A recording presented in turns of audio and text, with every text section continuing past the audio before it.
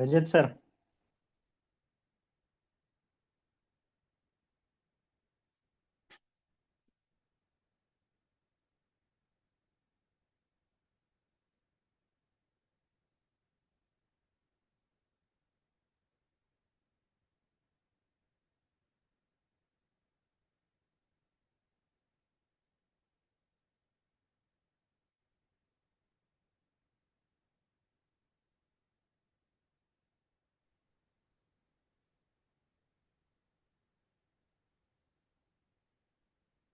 Hello Pushpendra sir.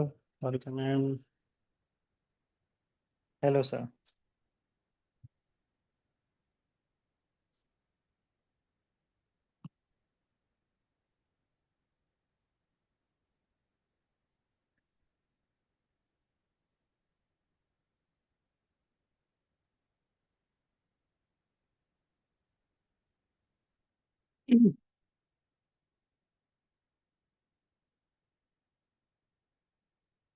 चलिए start करें। अभी लोग आ रहे हैं, but let's start with the revision part.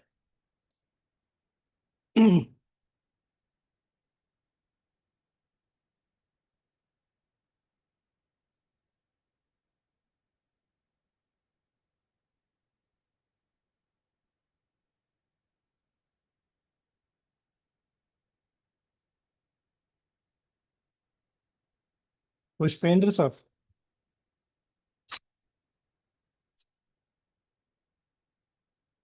Pushpendra sir. Sir sir बोलिए बोलिए। Atomic energy is not patentable under which section? Section 4 sir. और अगर ग्रांट हो गया तो क्या हम्म। गवर्नमेंट क्या उसको रिवोक करवा सकते हैं? अगर मान लीजिए एटॉमिक एनर्जी से रिलेटेड पेटेंट ग्रांट हो गया तो उसका क्या होगा? सीक्रेसी डायरेक्शन के अंडर में उसको नहीं, क्या ग्रांट कर हो गया सर, ग्रांट हो गया।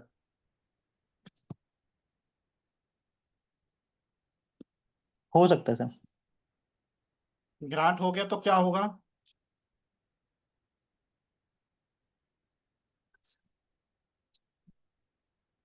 Deepal sir. Central government may revoke that patent. Only revoke? In case of atomic energy, it can be amended also. Central government will order the controller and controller will take the appropriate action, either revoked or either ask the applicant to amend the specifications that are under the atomic बढ़िया। invention. Okay.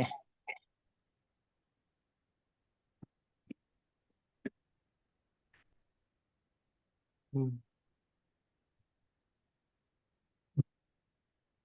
अगर मान लीजिए section 8 में form कौन सा लगता है?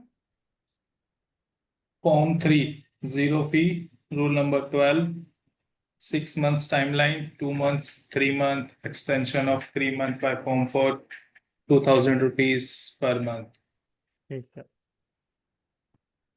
Ruby ma'am, अगर फॉर्म 3 फाइल नहीं किया तो क्या होगा? यस। मैम वॉइस कट रही है आपकी। हेलो सर, जी। अभी आ रही है? हाँ जी, हाँ जी। सर फॉर्म 3 तो फॉरेन फाइलिंग के लिए होता है ना, तो वो फिल करना होता है। अगर लाइक अगर नहीं किया बाहर तो के क्या होगा? सिनेरियो, सर इसमें सिनेरियोज होते हैं ना, कि नहीं किया अगर तो क्या होगा? सर वो तो कंट्रोलर दोबारा मांग। किया ही नहीं, मांग लिया कंट्रोलर ने, नहीं दिया हमने या गलत दे दिया।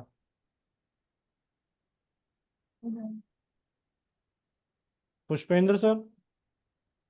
रिवोकेशन होने का chances. Under which section?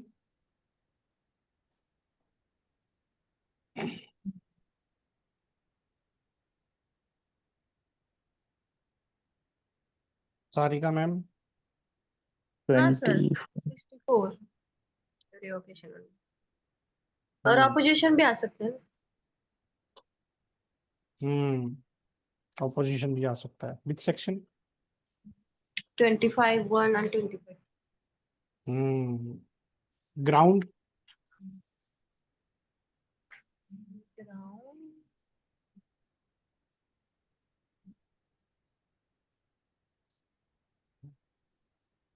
One yup.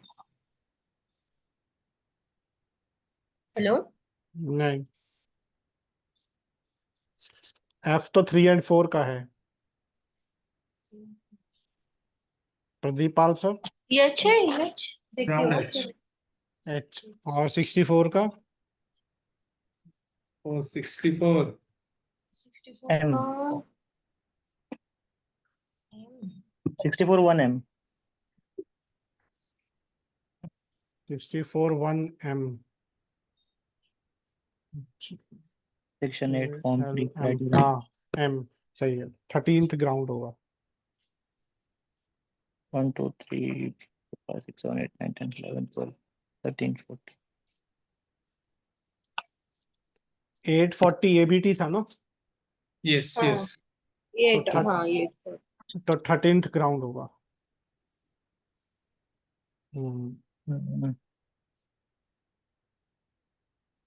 Section 9।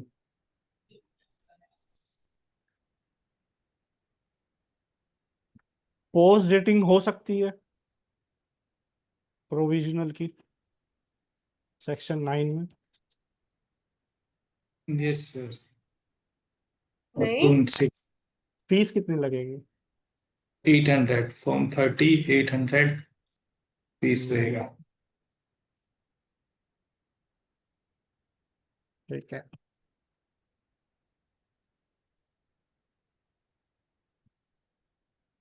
Sir आपने क्वेश्चन क्या पूछा था?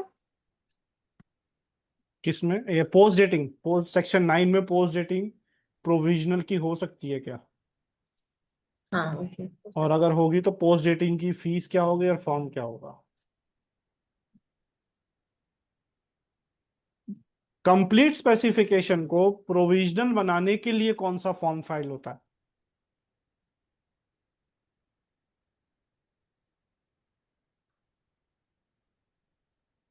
फॉर्म 1 ही रहेगा, गैस कर रहा हूं मैं, हम्म, क्योंकि फाइलिंग के टाइम भी उसी को फाइल करते हैं, तो फॉर्म 1 रहेगा, या फिर कोई फॉर्म स्पेसिफाई नहीं है तो फॉर्म 30 रहेगा रिक्वेस्ट करने के लिए। Ruby ma'am, any inputs?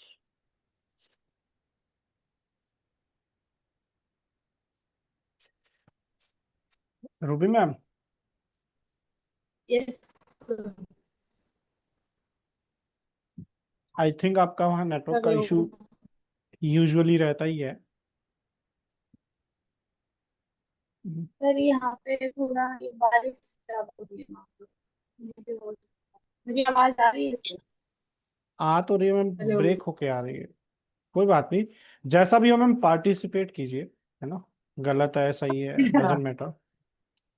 और देखिए, प्रोविजनल बनाने के लिए, कंप्लीट को प्रोविजनल बनाने के लिए फॉर्म 2 फाइल होता है सर। प्रोविजनल को कंप्लीट, यस यस। फॉर्म 2 ही फाइल होता है। वो इस तरह से होता है कि जब हम फॉर्म 2 फाइल दोबारा करते हैं ना कंप्लीट स्पेसिफिकेशन के बाद, तो उसको हम फाइल करते हैं सेक्शन 9 सब सेक्शन 3 के अंडर में। तो वो बाय डिफॉल्ट क्या होता है, वो रिक्वेस्ट हो जाती है कि हमने जो पहला वाला कंप्लीट फाइल किया है उसको प्रोविजनल मान के अब आप इसको नया कंप्लीट मानिए। क्लियर है Pradeep sir, Pushpendra sir, Harika ma'am? वो तो जब हम कंप्लीट फाइल करेंगे तब फॉर्म 2 फाइल करेंगे। जैसे मेरा सिचुएशन ये है कि मैं अभी चाहता हूं कि इसको प्रोविजनल कंसिडर करो, कंप्लीट मैं 6 महीने बाद फाइल करूंगा। सर उसी टाइम पे वो बोल रहा हूँ, उसी टाइम पे हम जब फॉर्म 2 फाइल करेंगे ना, तो ओके। हम उसको फॉलो जो फाइल करेंगे वो हम फाइल करेंगे सेक्शन सबसेक्शन 3 के अंडर। ओके। क्योंकि सेक्शन 9 का सबसेक्शन 3 बोलता है कि कंप्लीट को प्रोविजन बना सकते हैं। तो अगर हम फॉर्म 2 अंडर सबसेक्शन 3 फाइल करते हैं ना, तो वो बाय डिफॉल्ट वो एक रिक्वेस्ट होती है कि सर इस नई कंप्लीट को आप कंसीडर कीजिए, पुरानी वाली को प्रोविजन मान लीजिए। ओके, इसमें कोई रूल वगैरह रहेगा या डायरेक्ट नहीं नहीं, इसमें कुछ नहीं है सर। Form sir 2 0? इसकी इंफॉर्मेशन आप कहीं नहीं थी सर, ये डायरेक्ट पोर्टल पे जाके चेक किया है मैंने। ओके। हाँ, इवन ये क्वेरी थी सर हमारे पास, एक किसी पेटेंट फॉर्म की तरफ से क्वेरी आई थी ओके। कि सर इसको कैसे करेंगे। इसका आंसर कहीं नहीं है, ये डायरेक्ट पोर्टल पे ही चेक किया है कि जब आप form okay. 2 under subsection 3 file करेंगे ना, तो अपने आप ये चीज हो जाती है। अंडरस्टैंड।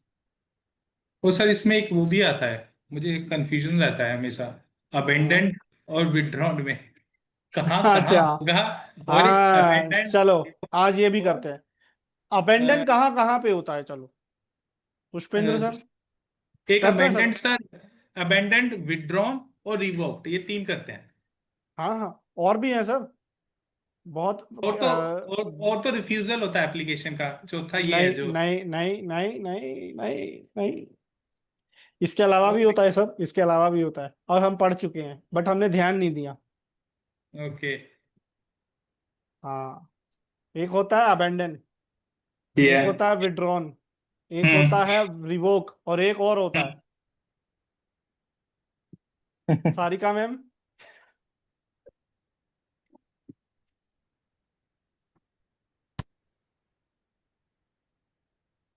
सारिका में, चलो कोई बात नहीं, हो सकता है कॉल आ गया हो। Ganga sir, yes sir. हाँ सुस्वागतम सर सर। बोलो। स्वागत है। तो क्वेश्चन ये है, मतलब हाँ सवाल ये है कि उत्तर क्या है। हाँ हाँ ओके, क्या दो, क्या चलो, पूछूं फिर। हाँ, तो सवाल ये है, हाँ अबेंडन, विड्रॉन और रिवोक के अलावा भी एक कंडीशन होती है, वो क्या होती है। सर वो सीज होता है ना सर। सरेंडर। हाँ, ये मैंने इसीलिए बोला ना सर, ये गंगा सर जो है ना, मतलब इसीलिए मैंने इनको सुस्वागतम किया, मुझे पता था। Cease to have effect, yes yes. वो इन तीनों कंडीशन के अलग होता है। एंड सरेंडर में, हाँ सरेंडर भी होगा, बट वो एक कंडीशन है, इफेक्ट नहीं है वो, ओके। है ना। कंडीशन सरेंडर क्या है, वो एक्शन है एक तरह का। तो अब चलो, अब करते हैं, अबेंडन कहाँ कहाँ पर होता है। अबेंडन सबसे पहले सेक्शन 9 में होता है, लाइक कंप्लीट स्पेसिफिकेशन नहीं फाइल करा। ठीक है, एंड सेक्शन 9 में हो गया अबेंडन। चलो गंगा सर इसके बाद। सर अगर फॉर्म 18 मतलब सेक्शन 11 बी फॉर्म 18 को भी।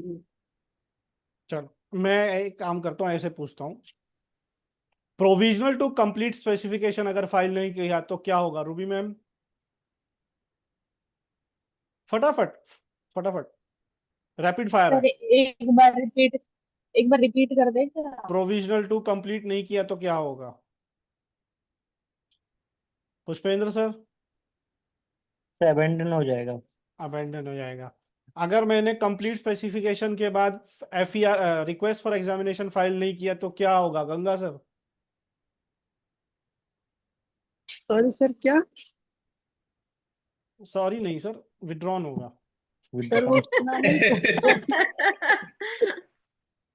एक्चुअली सर अभी मैं रास्ते में हूँ ना, तो अभी जस्ट ऑफिस से अरे ओके। निकला। अरे अरे अरे सर, अरे सर माफी सर, माफी क्षमा, थोड़ा सा बस ऐसे ही मस्ती कर रहे थे सब, बुरा मत मानिएगा गंगा सर, आप रास्ते में, मुझे नहीं मुझे लगा आप सर घर पहुंच गए, और क्योंकि अब यूजुअली पहुंचते नहीं है सर, आप थोड़ा लेट पहुंचते हैं, अभी सर घर ऑफिस से आ रहे हैं। वो सर कल वीकेंड है ना, तो आज ज्यादा देर तक रुकना पड़ा। हाँ, कॉर्पोरेट, चलो, हाँ ठीक है। अगर हमने FER का रिप्लाई नहीं दिया तो क्या होगा पुष्पेंद्र सर। सर अबेंडन हो जाएगा। अबेंडन हो जाएगा। अगर मेरी ऑपोजिशन आया, मैंने ऑपोजिशन का जवाब नहीं दिया तो क्या होगा सारिका मैम। अबेंडेंट ही हो जाता है। नहीं, रिवोक होगा, डीम्ड टू बी रिवोक्ड। रिवो ग्रांट होने के पहले सर, बाद बाद में होगा, बाद में किसी ने किया तो रिक्वेस्ट डाल दी। Deemed to be revoked.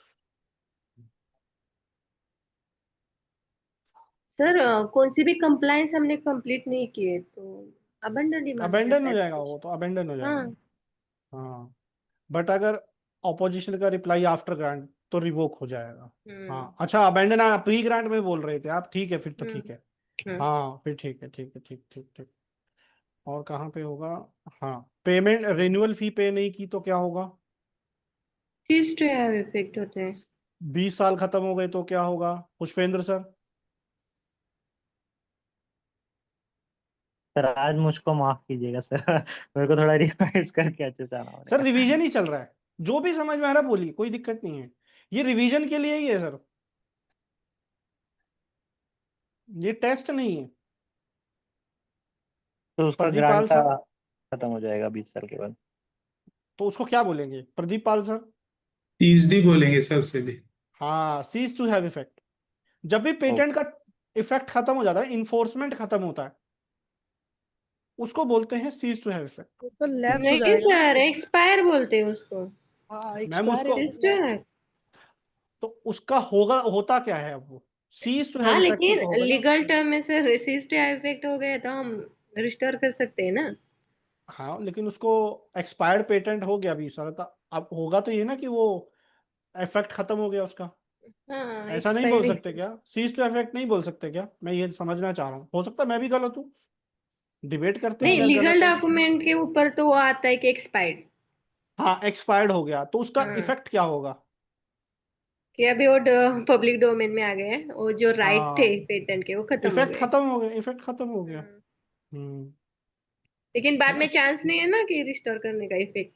हाँ हाँ, उसमें नहीं है, वो नहीं है। एचपी, एचपी कौन है?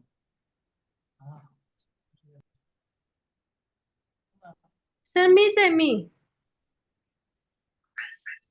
सर। हाँ हाँ, हाँ जी, हाँ जी, एचपी कौन है ये?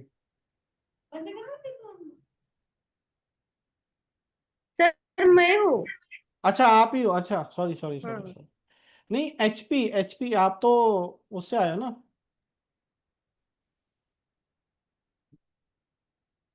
एचपी, प्रदीप सर है क्या? प्रदीप सर, नहीं सर प्रदीप मेरा। दिशा कोटी। सर, एचपी, मैंने ही किया है लैपटॉप से। आओ, अच्छा, एचपी लैपटॉप, अच्छा, अरे हाँ चलो कोई नहीं, आगे बढ़ते हैं। हाँ, अगर मान लो 3 कंडीशंस जब पब्लिकेशन नहीं होता है।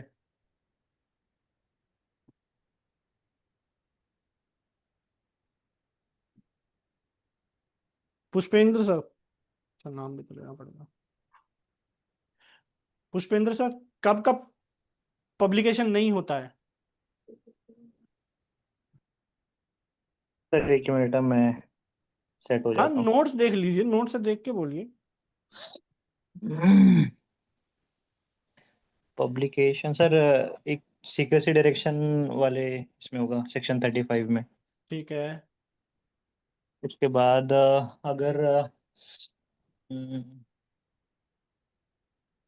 18 महीने वो पब्लिकेशन का जो टाइम लिमिट है वो क्रॉस हो गया। तो पब्लिकेशन हो जाएगा ना सर।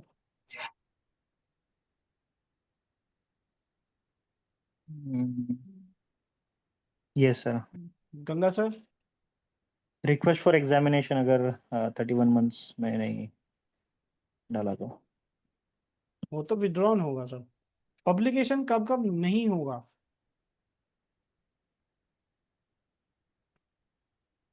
एक तो मैंने खुद से विड्रॉ कर लिया तो उस केस में। कब तक? उसकी भी टाइमलाइन है सर, कि अगर आपने विड्रॉ कर लिया तो पब्लिकेशन नहीं होगा, कब तक? 31 months from the application date. नहीं। आज सर मेरा मुझको प्लीज माफ कीजिए सर आज के लिए। कोई बात नहीं, कोई बात नहीं सर, इतना सोचिए मत। Pradeep Pal sir. Three condition है on secrecy direction. Second, if complete specification not filed within the 12 months. And third condition, if application is withdrawn prior to the 3 months of completing 18 months by using form number 29, fee will be 0. Fee will be zero. Fee will be zero. अच्छा, 29 की हाँ, फी zero, 29 की फी 29 zero. की fees will be ठीक है। 0. अगर 15 महीने के बाद विड्रॉ किया तो क्या होगा? विड्रॉन तो हो जाएगा बट हमें रिफंड नहीं मिलेगा अगर मैंने पहले ऑलरेडी रिक्वेस्ट फाइल कर रखा है एग्जामिनेशन का, तो वो नहीं नहीं नहीं, 15 महीने के बाद अगर रिफंड फाइल, अभी एग्जामिनेशन तो फाइल ही नहीं हुआ सर। आफ्टर 15 मंथ उसका पब्लिकेशन हो जाएगा क्योंकि उसका हाँ, एफईआर इशू हो चुका होगा। एफईआर तो की बात ही नहीं हुई सर, सिर्फ पब्लिकेशन की बात। एफईआर तो फाइल ही नहीं हुआ सर अभी तक। ओके, आरएफई फाइल ही नहीं हुआ, request for examination. Form 18 is not filed, consider it as a. Okay, फिर पब्लिकेशन हो जाएगा उसका। पब्लिकेशन नहीं रुकेगा, बस इतना सा है। ओके। अगर 15 महीने के बाद आपने फॉर्म 29 फाइल किया, एप्लीकेशन तो विड्रॉ हो जाएगी, बट हम्म। पब्लिकेशन तब भी होगा, रुकेगा नहीं। फिर वो प्रायर आर्ट बन जाएगा। ठीक है। हाँ, प्रायर आर्ट बन जाएगा। हम्म, ठीक है। और फॉर्म 29 की फीस क्या है? 0। जीरो। अगर मेरा रिक्वेस्ट फॉर एग्जामिनेशन हो गया है, हम्म मैंने फॉर्म 18 फाइल कर दिया है और मुझे एफईआर भी इशू हो गया है, उसके बाद मैंने फॉर्म 29 फाइल किया है, हम्म। तो क्या होगा? तो एप्लीकेशन तो विड्रॉन हो जाएगा बट फी रिफंड नहीं मिलेगा फॉर्म 18 का जो मैंने अप्लाई करा है, बट एप्लीकेशन विड्रॉन हो जाएगा। फी बिफोर कब तक ग्रांट रिफंड? अगर फी रिफंड ही नहीं होगा क्योंकि एफईआर इशू हो चुका है मुझे। तो फी कब तक रिफंड होता है सर? वो लाइक बिफोर 15 मंथ्स अगर मैंने फाइल कर दिया है या एफईआर नहीं, इशू होने से पहले मैंने फाइल कर दिया है तो हाँ बस इतना सा है सर। एफईआर इशू होने से फाइल कर दिया है। आपने रिक्वेस्ट फॉर एग्जामिनेशन फाइल किया, हम्म एफईआर आने से पहले विड्रॉ कर लिया एप्लीकेशन, हम्म। तो आपको फॉर्म 18 का कितना पैसा रिफंड होगा sir? 90%, up to 90%। Up to 90%। बहुत बढ़िया। ये सर किस रूल में लिखा है? एक्ट में तो ये नहीं है इंफॉर्मेशन। रूल 7। रूल 7 में, okay. Rule 7।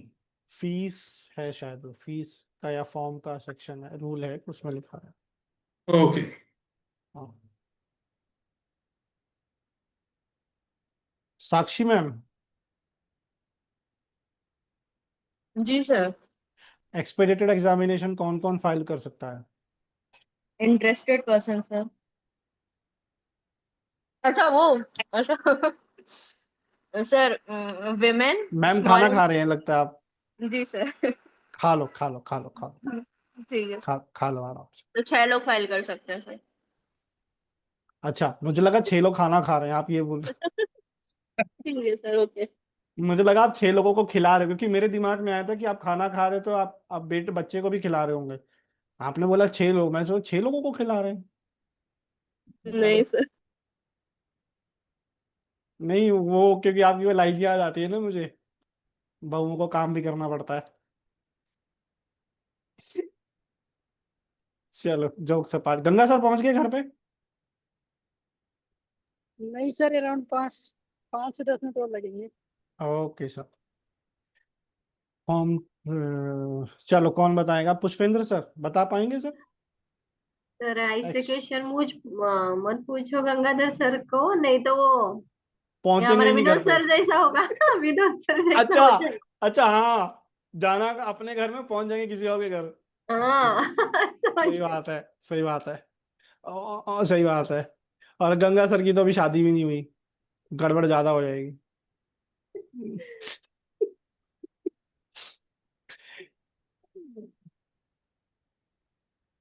Pradeep Pal sir, एक्सपीडिटेड examination कौन कौन फाइल कर सकता है? गवर्नमेंट ग्रुप्स या गवर्नमेंट एसोसिएटेड पीपल्स फाइल कर सकते हैं। हम्म फीमेल कैंडिडेट हम्म कंडीशन है, उसमें नेचुरल पर्सन ही इसके साथ होना चाहिए। अगर को एप्लीकेंट है तो हम्म सेकंड कंडीशन है the person who represented Indian search authority या इंटरनेशनल सर्च अथॉरिटी हम्म फाइल कर सकता है। Third will be the any startup hmm educational institute वो फाइल कर सकते हैं।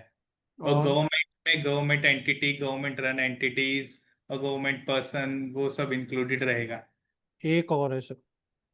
एक और है स्टार्टअप एजुकेशनल इंस्टीट्यूट तो हो गया। कौन स्टार्टअप बताएगा? Startup small entity. Small entity startup education institute okay. Startup, small entity and education institution को अपना स्टेटस गेन करने के लिए कौन सा फॉर्म फाइल करना पड़ता है?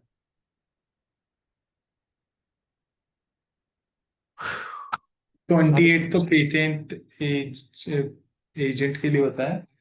नहीं, 27 एजेंट होता है। नहीं,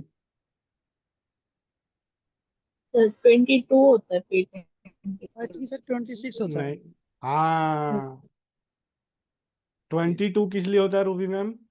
22 होता है सर पेटेंट।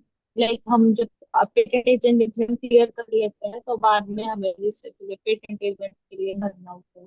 हाँ, पेटेंट एजेंट बनने के लिए फॉर्म 22 फाइल करना पड़ता है।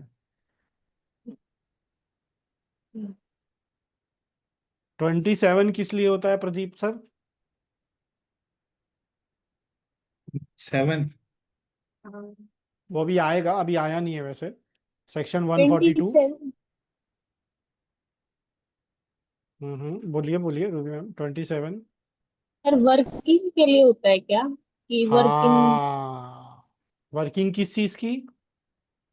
वर्किंग जैसे कोई हमने इन्वेंशन किया तो उस हम्म इन्वेंशन की वर्किंग तो वर्किंग का मतलब क्या है यहाँ पर? स्टार्टअप की वो लाइक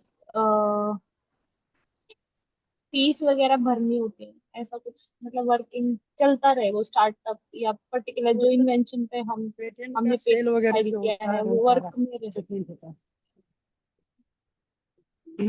मैम, जो भी इन्वेंशन कमर्शियली कितना बिजनेस जनरेट कर रहा है उसकी वर्किंग हमें बतानी होती है उसमें। हाँ ओके हाँ सर वो वर्किंग ठीक होती है। है।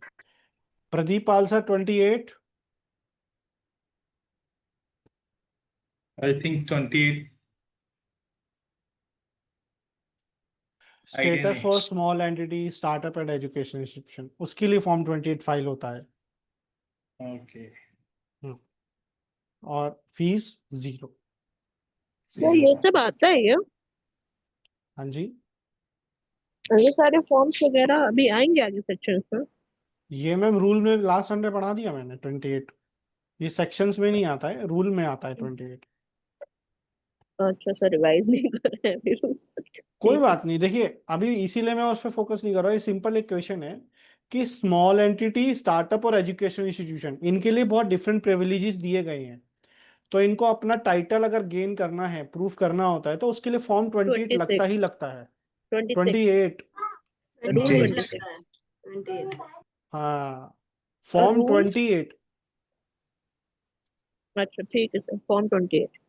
रूल 7 या 8 है कोई, फॉर्म्स का लेकर। फॉर्म से रिलेटेड जो रूल है 7 या 8 है। तो 28 फॉर्म लगता ही लगता है। ठीक है।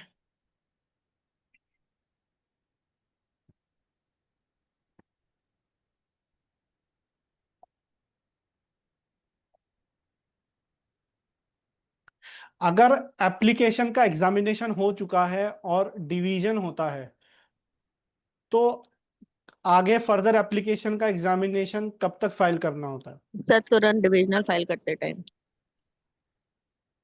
डिविजनल क्या प्रोविजनल से फाइल हो सकती है? प्रोविजनल नहीं सर, कंप्लीट स्पेक होनी चाहिए। नहीं, हो सकती है अगर अच्छा। एप्लीकेंट खुद से कर रहा है। अच्छा। कंट्रोलर की डायरेक्शन पे अगर डिवीजन हो रहा है तो कंप्लीट से ही होता है सिर्फ। ओके। क्लियर है मैम? क्योंकि ठीक है। प्रोविजनल का भी डिवीजन हो सकता है। Okay sir. क्योंकि कंट्रोलर तो तभी बोलेगा जब एग्जामिनेशन हो चुका होगा, जी। और जब एग्जामिनेशन हो जाएगा तब आप उसमें कुछ भी चेंज नहीं कर सकते। इसीलिए वहां पर एक क्राइटेरिया है कि अगर कंट्रोलर बोलेगा तो कंप्लीट से ही होगा सिर्फ। ठीक है सर।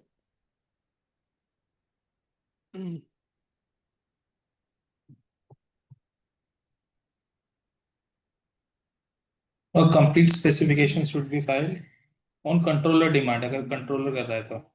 कंट्रोलर डायरेक्शन पे डिवीजन होता है। चलो एक कंडीशन है, उसका आंसर देना आप लोग। मैं एक स्क्रीन शेयर करता हूँ।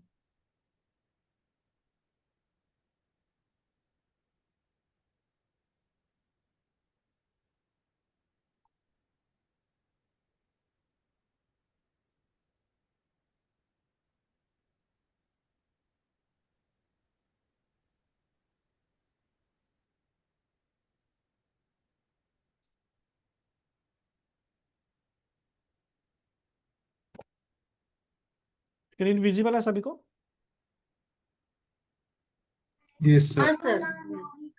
चलिए, दो कंडीशन है, तीन।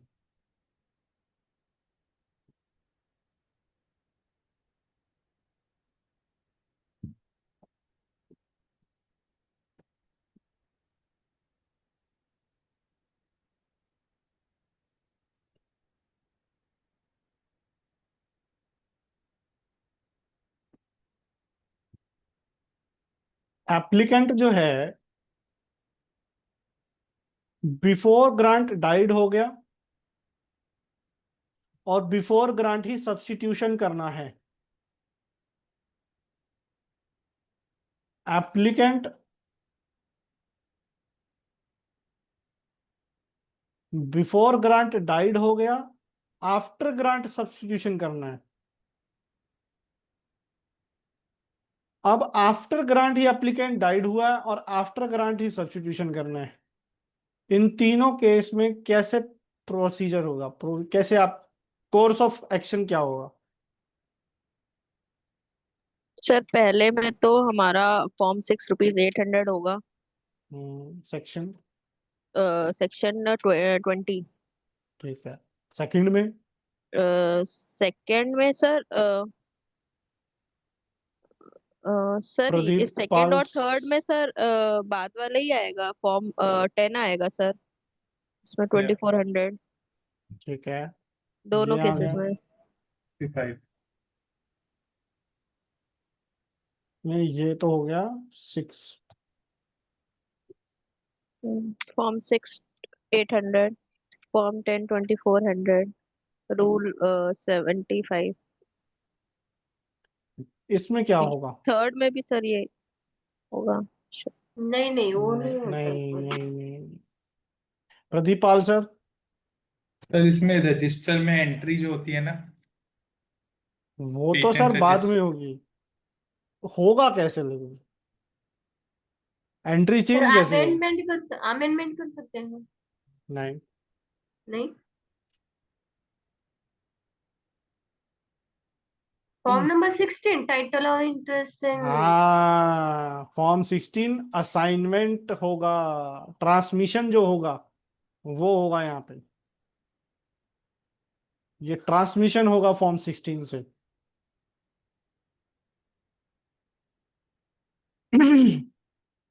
सर क्लियर कौन हुआ? से रूल में आता है 16 सर? असाइनमेंट कौन? वाला, आत्मा, आप आत्मा। Okay. Form 69 sir, section section. 69। Section हाँ 69। मैं तो थर्ड पार्टी और बाय पेटेंट सर, जिसको नाम रूल हाँ, सब्स्टिट्यूट नंबर कराना है। Rule number 90। यस। रूल देखिए, 90। अब देखिए डिफरेंट सिनेरियोस। एप्लीकेंट ग्रांट से पहले डाइड हुआ और उससे पहले ही सब्स्टिट्यूशन कर रहे हैं, तो सेक्शन 20। ग्रांट से पहले डाइड हो गया, आफ्टर ग्रांट सब्स्टिट्यूशन करा रहे हैं, तो section, Ruby ma'am,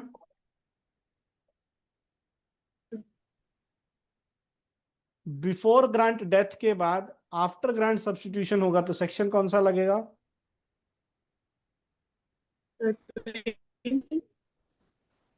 ma'am voice 44 44। हाँ 44 बट 44 में ये भी है सर, कंपनी भी है तो cease to हाँ, हो जाती कंपनी अगर मान लीजिए डिसॉल्व हो जाती है, सीज टू एग्जिस्ट हो जाती है, तो कंपनी जो जो उसके एसेट्स को परचेज कर रही है या जिसमें वो मर्ज हो गई या एक्वायर हो गई, वहां पर जाकर वो सब्स्टिट्यूशन कर सकती है आफ्टर ग्रांट। बट कोई पर्सन आफ्टर ग्रांट ही डेड हुआ और वहां पर सब्स्टिट्यूशन होगा तो ट्रांसमिशन होगा यूजिंग फॉर्म 16। क्लियर है Pradeep Pal sir? Any question? Yes, sir, clear. Okay.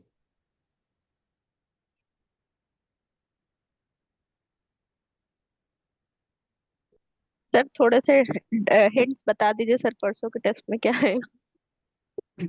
Ma'am ये सब हिंट ही समझ लीजिए, पेपर लीक कर रहा हूँ, इंपॉर्टेंट क्वेश्चन लिखवा रहा हूँ। हाँ सर, वही वाला इम्पोर्टेंट क्वेश्चन और सेक्शन बता दीजिए। इंपॉर्टेंट क्वेश्चन लिखवा रहा हूँ।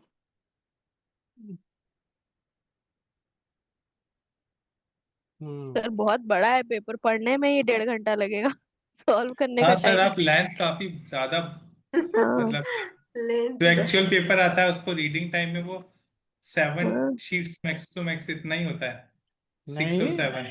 कहाँ, फाइनल पेपर 2025 का खोल के देखो सर।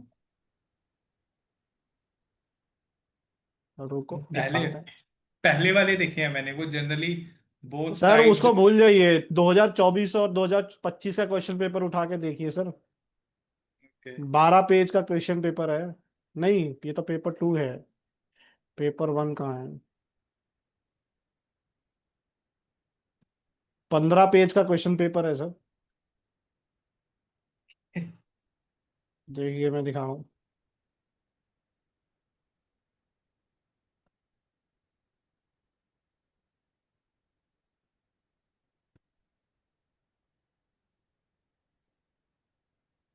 ये देखिए, और वो इसलिए है सर क्योंकि इस पेपर की ना चौड़ाई ज्यादा है। ओके 15 पेज का क्वेश्चन पेपर है सर। ये 2025 का पेपर सर है अब सबसे तक। फर्स्ट पेज दिखाइए सर, फर्स्ट पे देखो, पहला वाला। सर 5 मार्क्स के भी आए हैं। नहीं, 5 मार्क्स नहीं, एक अच्छा, क्वेश्चन, एक एक एक मार्क्स है, के ओके पांच okay question okay okay okay okay. Sir, इसमें एक चीज और, ये 5 मार्क्स से पेपर 2 में आपने बताया 10 मार्क्स का क्या प्रोटोकॉल है कि हमें 2.5 शीट्स तक फिल करना है। 5 मार्क्स के लिए 1.5 शीट फिल करनी है, बट गिवन डाटा लिखना है, फिर सीधा डायरेक्ट एक्सप्लेनेशन देना है। रेलेवेंट सेक्शन तो लिखना ही लिखना है सर, वही आपको 90% 70% मार्क्स खींच के देगा। Okay, given data, relevant section, then explanation. Hmm. उसमें रिक्वायर्ड डाटा नहीं लिखेंगे, उसे स्किप कर देंगे। हाँ कर सकते हो सर, देखिए ये सब ना एक्चुअली उसका जो ऑप्टिमाइजेशन है। डिस्क्रिप्शन होता है ना, जनरली 5 मार्क्स वाले में उतना शायद दो या 3 पॉइंट ही होता है, मतलब उतना। हाँ हाँ, उसमें बस वो उतना ही पूछा इतने सब जाएगा बस। सेक्शंस पूछते भी नहीं है शायद, मतलब जितना आपने सर। अभी मैंने सर हाँ, 24-25 का पेपर देखा नहीं है, थोड़े हो जाए सेक्शंस फिर देखेंगे तो थोड़ा कॉन्फिडेंस आएगा। आ जाएगा। देखिए ये देखिए 16 क्वेश्चन। देखिए पेपर ना, एक चीज समझिए, पेपर लेंदी पता है कब लगता है? जब हम्म। हमारे को ना रिकॉल टाइमिंग जो है हमारी ज्यादा है, हम्म। मतलब मुझे चीजें याद करने में टाइम ज्यादा लगा है, समझ, तब हमें लेंदी लगेगा पेपर। मैंने एक बार क्वेश्चन पढ़ा, अगर मुझे उसी में सारे सेक्शन फॉर्म्स टाइमलाइंस रिकॉल हो गई, पेपर लेंदी नहीं लगेगा आपको। इसके लिए सिर्फ दो ही गुरु मंत्र है आज, टीचर्स डे है तो इसीलिए बता रहा हूँ, सिर्फ और सिर्फ रिवीजन, क्योंकि रिवीजन आपकी रिकॉल टाइमिंग डिक्रीज करेगा, सर रिकॉल वैल्यू बढ़ाएगा। उन वाले क्वेश्चन से कंफ्यूजन होता है, जब जैसे आपने लास्ट टाइम दिए थे ना मल्टी चॉइस वाले, जिसमें 4 सिनेरियोज दिए थे आपने, और हम्म। 4 सिनेरियोज के बेस में जो ऑप्शन है, मतलब लाइक आप एक टाइम में एक या दो सेक्शन कॉल करते हो, कनेक्ट करते हो, जब आपने 4 दे दिए थे, है ना, हम्म। उसमें कंफ्यूजन हो, मतलब उसमें टाइम ज्यादा लग रहा था, कंफ्यूजन भी नहीं था, क्लियर, क्योंकि कॉन्सेप्ट क्लियर है तो हो जा रहा है, बट उसमें टाइम थोड़ा ज्यादा लग रहा था। कोई बात नहीं, चलो क्योंकि उसका भी कोई भी सॉल्यूशन क्वेश्चन करेंगे। डायरेक्ट, हाँ सर, प्रैक्टिस करने से ही आएगा। मुझे भी यही रिवीजन लगा। Ma'am, revision revision revision. Hmm, जितना ज्यादा रिवीजन होगा उतनी जल्दी रिजल्ट आएगा। सर। तो सर्दियों में तो यहाँ पे हाथ भी नहीं चलता है यहाँ पे। कैसे पेपर दे यस। जनवरी में। मैम कहाँ से हैं आप? अरे सर गुड़गांव में ही सर। फिर तो मान सकता हूँ। सोचे मुंबई चले जाना। ये तो वही बात होगी, मेरे को घर जाना है। सर घर भी यही है सर। अब ये मत बोलना ससुराल भी यही है, जाऊंगी कहाँ भाग के। तो सब नॉर्थ वाले हैं। सही बात है, क्योंकि मैं भोपाल में था ना, वहां मैक्स टू मैक्स अगर सर्दी पड़ती थी तो टेम्परेचर 7 डिग्री 8 डिग्री से नीचे कभी नहीं गया। सर अब यहाँ तो सर्दी दिसंबर में पड़ती ही नहीं है सर, जनवरी में ही पड़ती है सर्दी तो। और नॉर्थ इंडिया में ऑन एन एवरेज जाता है 1 डिग्री 2 डिग्री। हम्म। एक तो सुबह उठ के सेंटर पहुंचना, दिल्ली के किसी कोने में पटक देते हैं सेंटर। मैं बता दे रहा हूँ, अभी द्वारका में आएगा आपका सेंटर। अरे वो बाप रे। वो बाय डिफॉल्ट द्वारका ही आता है हर साल। 2 घंटा जाना गुड़गांव से। तो सर वेस्ट दिल्ली वालों का उनका भी द्वारका आएगा। पूरे दिल्ली में एक ही सेंटर है सर, द्वारका। द्वारका। मैं कॉलेज का नाम भूल रहा हूँ, मैं गया था ना वहां देने। प्रदीप आप भी दिल्ली में हो अभी? नहीं हाँ मैं मैं तो दिल्ली। दिल्ली में ही हूँ। अच्छा प्रदीप सर, अच्छा हाँ। ठीक है, सेंटर में मिलते हैं। द्वारका तो पास है, हाफ एन आवर लगेगा, चलो ठीक है। तो यहाँ से तो 2 घंटा 2 ढाई घंटा लग जाएगा। कोई बात नहीं, सुबह 6 बजे निकल जाना। अरे सर। 10:30 बजे चलिए पेपर स्टार्ट होगा। आज जाना ही पड़ेगा।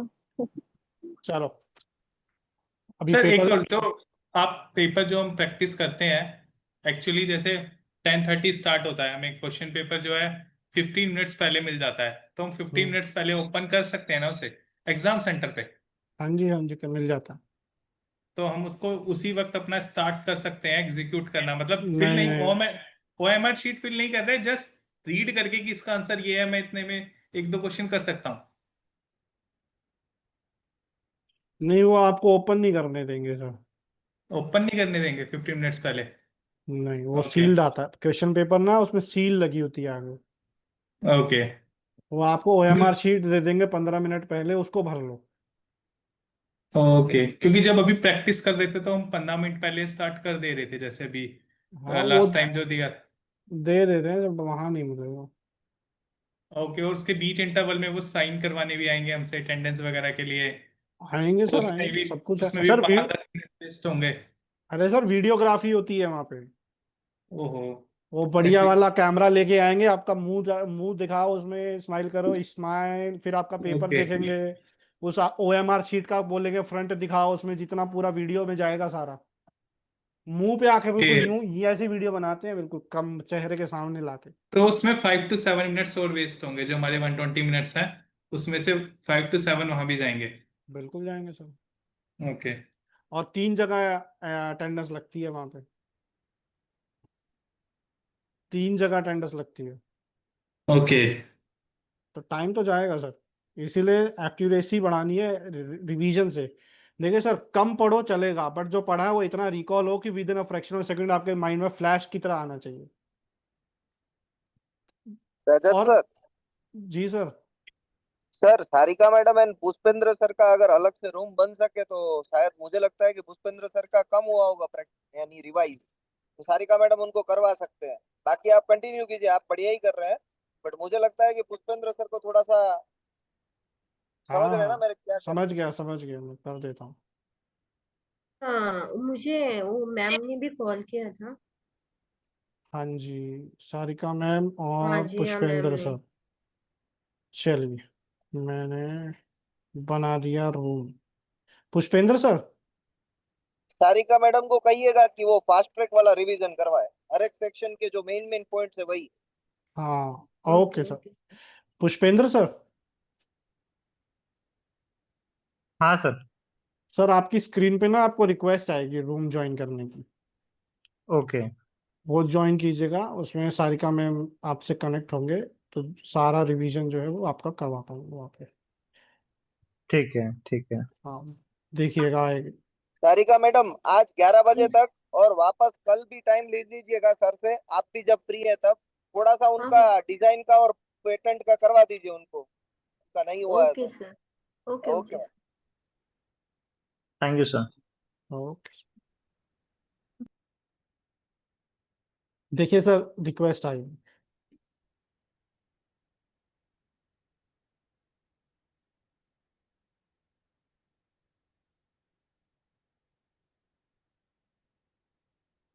हाँ, चल अपन सर रूल्स करा दीजिए सर, रिवाइज करे थे स्टार्टिंग से सर।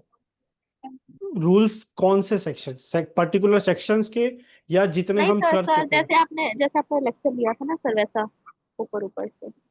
अच्छा, मतलब वही वाले रूल्स आप कह रहे हैं ना? हाँ हाँ हाँ सर, ऐसे ठीक जैसे है, जितने ठीक है, कराए हैं ना, तो थोड़ा रिवाइज ठीक हो है। जाएगा। मैम क्वेश्चंस रूल से भी पूछ रहा हूँ, मैं पर्टिकुलर रूल का नंबर नहीं ले रहा हूँ, बट क्वेश्चंस में रूल अच्छा से भी अच्छा पूछ अच्छा। रहा हूँ इसीलिए।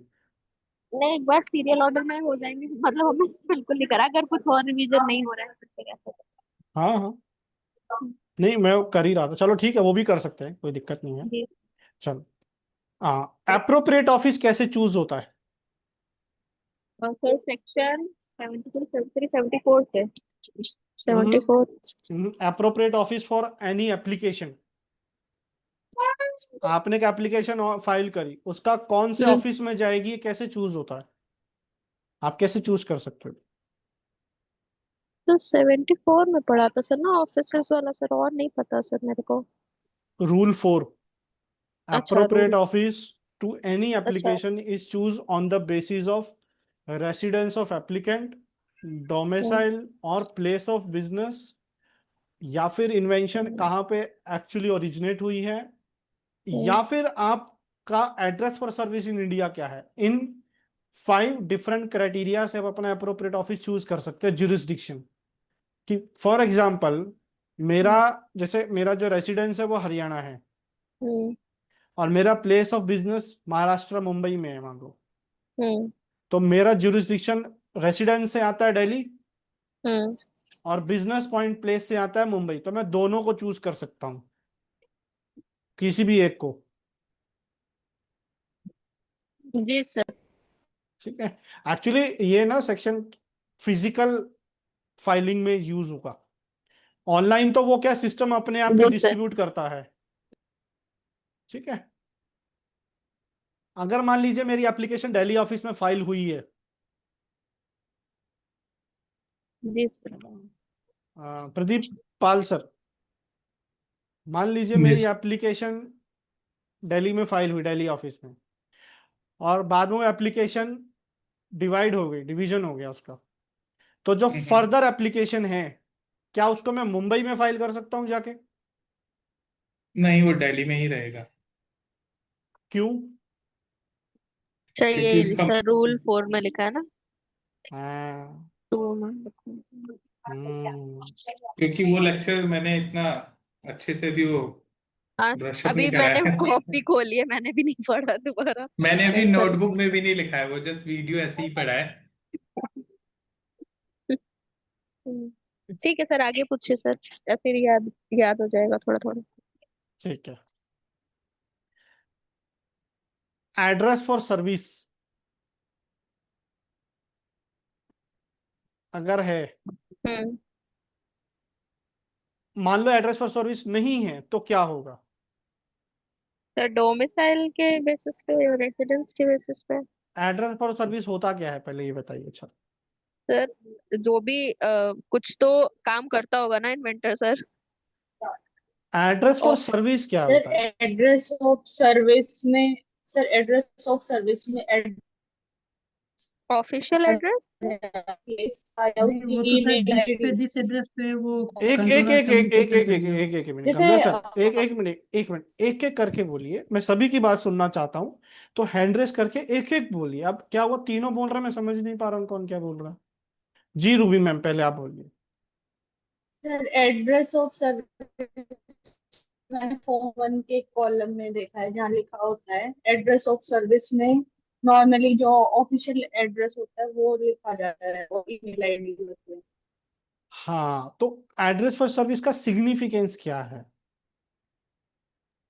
कि आप लाइक वहां पे कम्युनिकेशन के लिए पर्टिकुलर ये सर्विस वहां। हाँ, कंट्रोलर को अगर कोई कम्युनिकेशन करना है तो वो एड्रेस फॉर सर्विस पे करेंगे, आपके बाकी किसी एड्रेस से उनको मतलब नहीं है। बहुत बढ़िया रूबी मैम। हाँ, गंगा सर कुछ और ऐड करना चाहेंगे इस पे? नहीं सर, यही है सर। साक्षी मैम? समझ गए सर, गॉट और इट। अगर मान लीजिए आपने एड्रेस फॉर सर्विस वहां पे नहीं है, तो controller is not obligate to communicate you regarding any proceeding.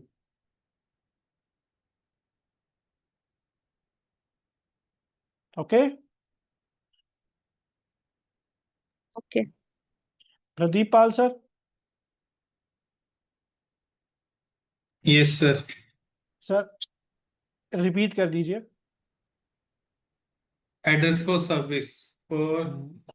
Address for service is basically for the communication, whatever the controller is communicating to the applicant.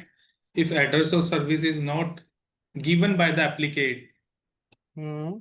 controller is not liable to communicate anything with the applicant regarding any information or whatever the information that he need to pass. Okay, चलिए मान लीजिए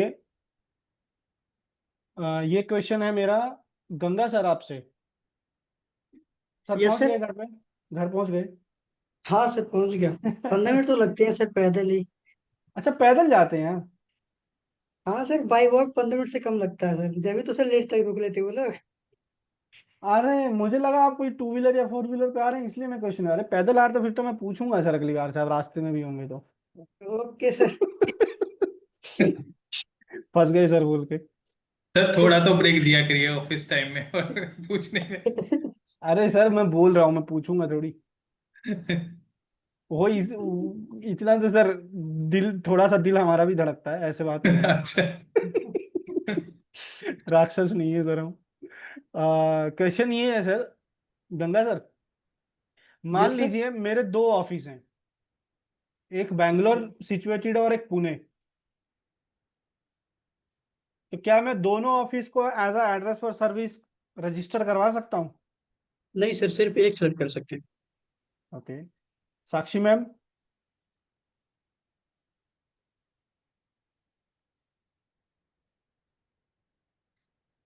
और sir additional address में शायद डाल सकते हैं, वो कंफर्म नहीं हाँ बिल्कुल, आप पहुंचे सर आप घर पे सही से। पता। एडिशनल एड्रेस फॉर सर्विस भी ऐड करा सकते हैं, तो दो एड्रेस आप ऐड करवा सकते हैं। तो सर अब ये भी बता दीजिए एडिशनल एड्रेस फॉर सर्विस की फीस क्या लगती है और कैसे ऐड होता है? सर फॉर्म 13 ही फाइल हो गया अब। हाँ बहुत बढ़िया सर, बहुत मतलब मतलब मजा आ गया सर आंसर सुन के। फॉर्म 13 से ऐड होगा। फीस क्या होगी सर? सर 1600। 900 है, 900। ये सर फॉर्म 13 का ही याद था तो वही मैंने जोड़ के बता दिया। नहीं है सर, वो बिल्कुल सही है, but additional address for service के लिए आपको, एक मिनट कहाँ गया? सर 800 होगा ना? आई थिंक सेक्शन 67 में बताया था आपने। एडिशनल एड्रेस फॉर सर्विस की फीस उस टाइम 800।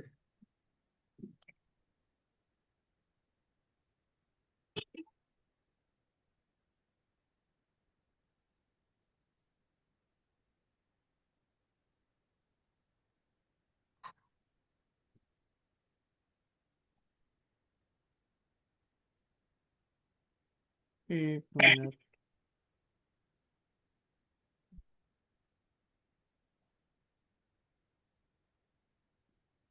देखिए ये आ गया हमारा आईपी इंडिया की वेबसाइट।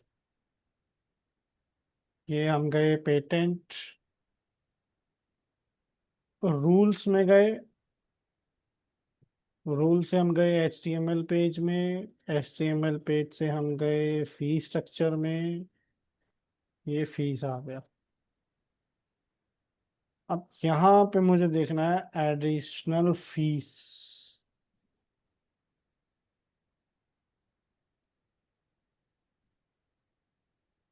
हाँ, on request for entry of an additional address for service in the register of patents under rule 94 800। बिल्कुल सही सर, 13 नहीं आएगा सर यहाँ पे। On request for entry of an additional address form 30 आएगा sir. Ganga sir, okay sir, miscellaneous. हाँ miscellaneous आएगा sir यहाँ पे। ये ओके सर। चेंज है सर अपने लिए। 800 जहाँ पे भी सर ये डैश मेंशन है वहाँ फॉर्म 30 आएगा, 30 मतलब कोई फॉर्म भी 30, पिटिशन हाँ किसी के लिए भी। ओके। बिल्कुल बिल्कुल फॉर्म 30 सर। हम्म, तो सर आपने एक पॉइंटर और बताया था, लाइक किस इन चीज द का? केस ऑफ पेटेंट टर्म में, लाइक 20 ईयर्स का होता है जब हम फीस फाइल करते हैं, तो जब ऑन ग्रांट ऑफ पेटेंट हमें फी जो है विद इन 3 मंथ्स पे करनी होती है फॉर प्रीवियस ईयर्स और plus the current year.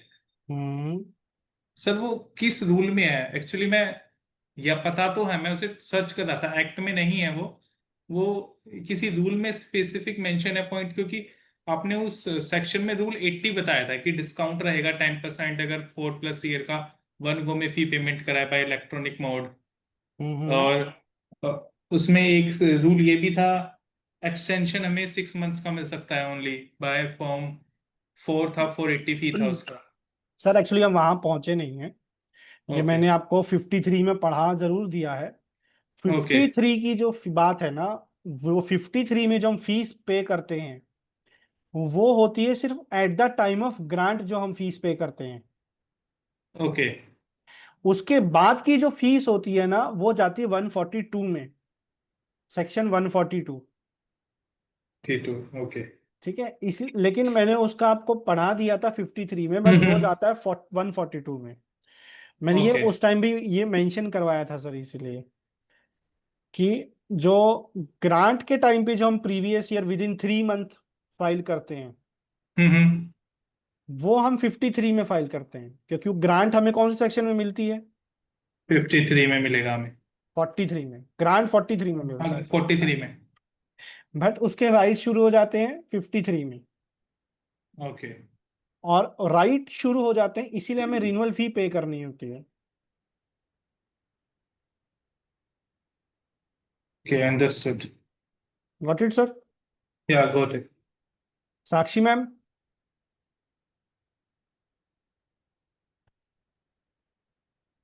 Hello Sakshi ma'am.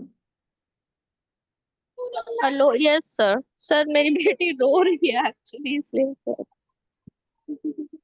क्यों मैम, उसको भी पेटेंट पढ़ना है? अरे नहीं सर, चलो कोई बात नहीं, टेक उसके केयर लिए मैम। तो टाइम है। कोई बात नहीं, आप सुन लीजिए। जी सर, जी सर। जी, रूबी मैम,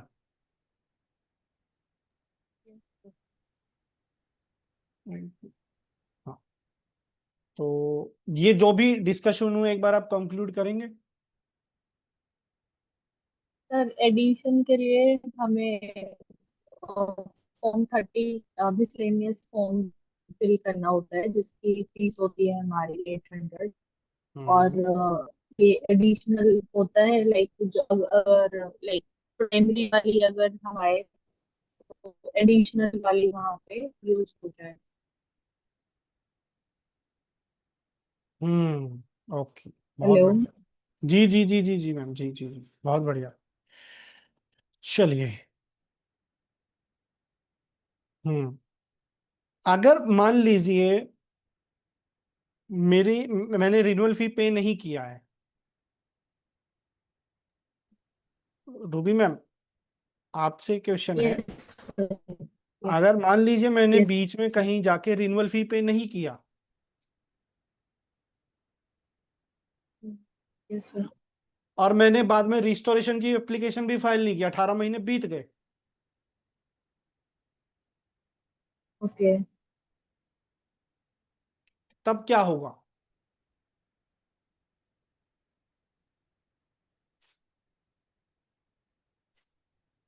सर, एक्सटेंशन मिलेगा क्या वहाँ पे? नहीं, हेलो। नो मैम, एप्लीकेशन का क्या होगा, मेरी ग्रांट मतलब पेटेंट का क्या होगा?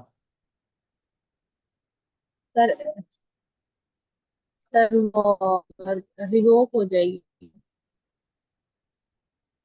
नहीं। प्रदीप पाल सर। मतलब रिन्यूएबल फीस भी नहीं भरी, और जो रिस्टोरेशन का था वो भी टाइम निकल गया हमारा। तो उसके हम्म। बाद जो ग्रांटेड पेटेंट है, क्या वो मतलब अगर हम रिन्यूएबल फीस नहीं भरते तो थोड़ा तो वहाँ पे एक्सटेंशन होता है। और रिस्टोर्ड का जैसे डिजाइन में लैप्स हो जाए, ये वही है ना सर की? हाँ, हेलो। रिन्यूअल फी पे करने के लिए हमें एक्सटेंशन मिलता है मैम। यस सर, रिन्यूएबल के लिए एक्सटेंशन, और रिस्टोर हो जाए फिर वो लैप्स हो जाती है, लाइक फिर तो हाँ, लैप्स हो गई तो उसको हमारा क्या होगा? एप्लीकेशन। उसको होगा क्या? रिवोक होगा, लैप्स भी, अबेंडन हाँ। होगा, तो विड्रॉ होगा। जैसे हमें को सिनेरियो, वो हम्म। अबेंडन होगा सर वहां पे। चलो मैं आपको 4 ऑप्शन देता हूँ, मतलब मैम ये एक ऑप्शन सेम चूज मेरे को कीजिएगा। डिजाइन का याद है, तो वहां पे ओके। सर चलो, ओके कोई बात नहीं, मैं आपको 4 ऑप्शन देता हूँ। सर, एक, हाँ। हाँ, जस्ट हाँ हाँ, बोलिए ठीक है। बोलिए।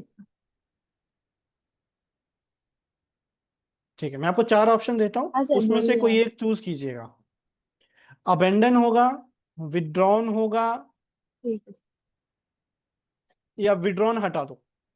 डीम टू बी रिवोक्ड होगा, deem to have been revoked hmm, होगा, कि सीज टू हैव इफेक्ट होगा?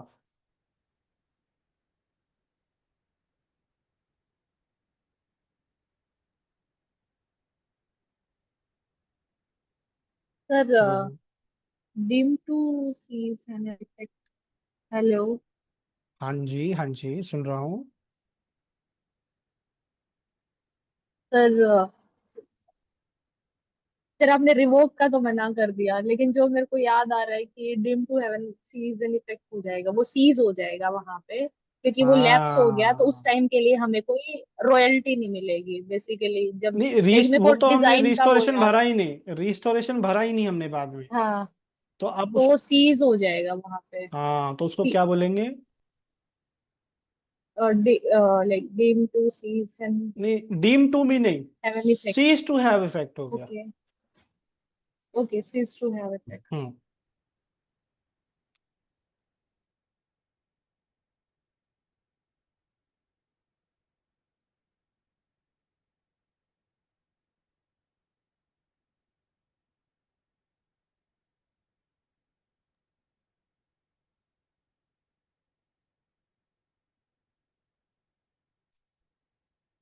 चलो एक क्वेश्चन और।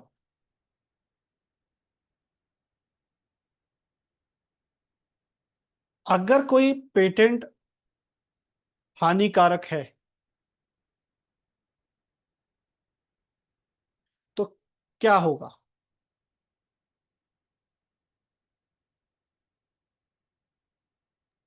सर अगर पेटेंट इन्वेंशन फाइल हुई है तो सर वो 3B से वो मैं पेटेंट को। पेटेंट की बात कर रहा हूँ मैम, ग्रांट है इसका मतलब।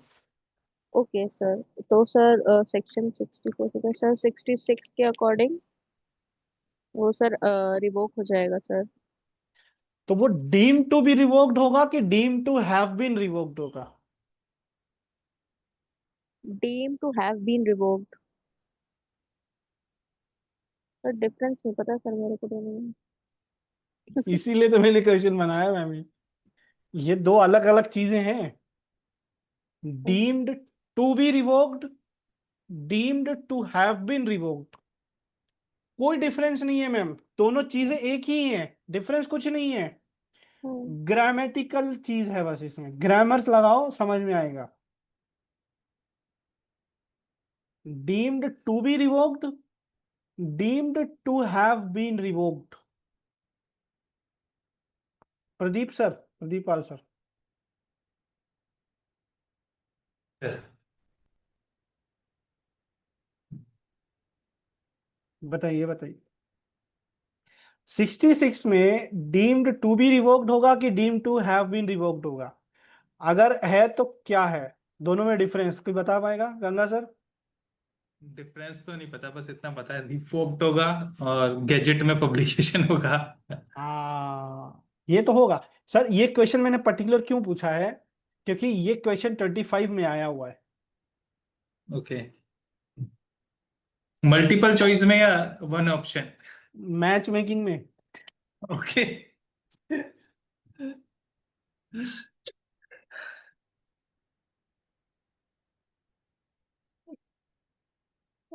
कहोगे सर अभी हम बंदूक नहीं चला पा रहे और आप हमारा टैंक चलाओ सीधा है। चलो, अरे सर कोई बड़ी बात नहीं है, समझते हैं। देखिए देखिए, डीम टू बी रिवोक्ड और deem to have been revoked. चलो पहले 66 का आंसर बना लेते हैं, क्या होगा। साक्षी मैम कोई भी एक ऑप्शन चूज कर लीजिए, चलो आप आपकी गट फीलिंग से। तो deem deemed to to be have revoked या deem to have been revoked होगा? have been revoked। चलो, मतलब ये आपने आंसर चूज कर लिया, सही है गलत की बात ही नहीं है, आंसर चूज करना है अपने को। सभी लोग अपने का अपना अपना एक आंसर चूज कर लीजिए। प्रदीप सर आप क्या बोलते हैं? मैं अपोजिट चूज कर लेता हूँ। Okay, Ruby ma'am? सर मैंने यही सुना है, टू रिवोक, तो मैं यही चूज करूंगी। चलो, हैव बीन कर ले, हाँ। Ganga sir? Deem to have been revoked. Sir मेरे चलो, अकॉर्डिंग सर इसलिए होगा क्योंकि वो मान मतलब हैव बीन मतलब मेरे अकॉर्डिंग कि it will act at as it is have it has been revoked. मतलब पता नहीं हैव देखिए बीन में। इसका बहुत सिंपल सा आंसर है कि अगर आज की डेट में रिवोक हो रहा है, मान लो कोई ऐसा एक्शन हुआ जो आज की डेट को रिवोक कर रहा है, आज की डेट पे, तो होगा डीम टू बी रिवोक्ड।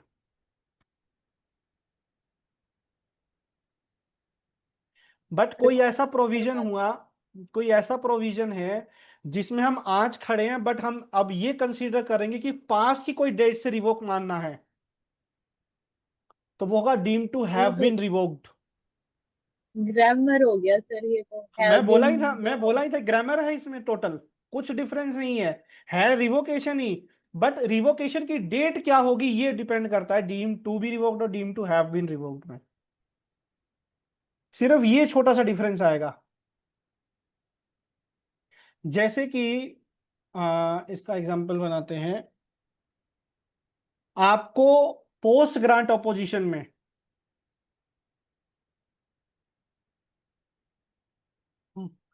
आपको अपोजिशन आया, पेटेंटी को बोला गया भैया इसको आंसर करो,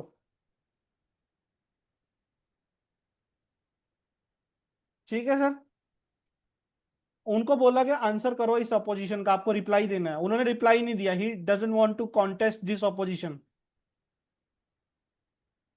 तो क्या होगा, डीम टू बी रिवोक्ड कि deem to have been revoked? Have been. क्यों मैं बोल रहा हूं इसलिए? हुआ नहीं है बट वो कंटेंट ऐसा है कि वो होगा ही होगा। तो क्यों होगा?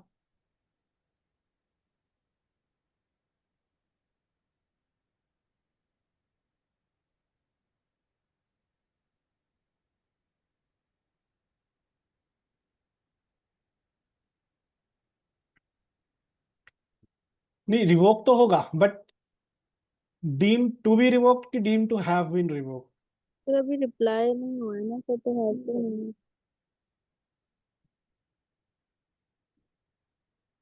वो दे ही नहीं रहा है आई ना। थिंक डीम टू भी रिवोक्ड होगा क्योंकि अभी वो होगा, मतलब रिप्लाई नहीं आया है। तो हाँ,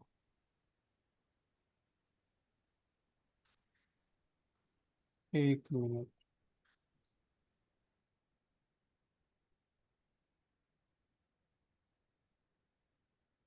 चलो।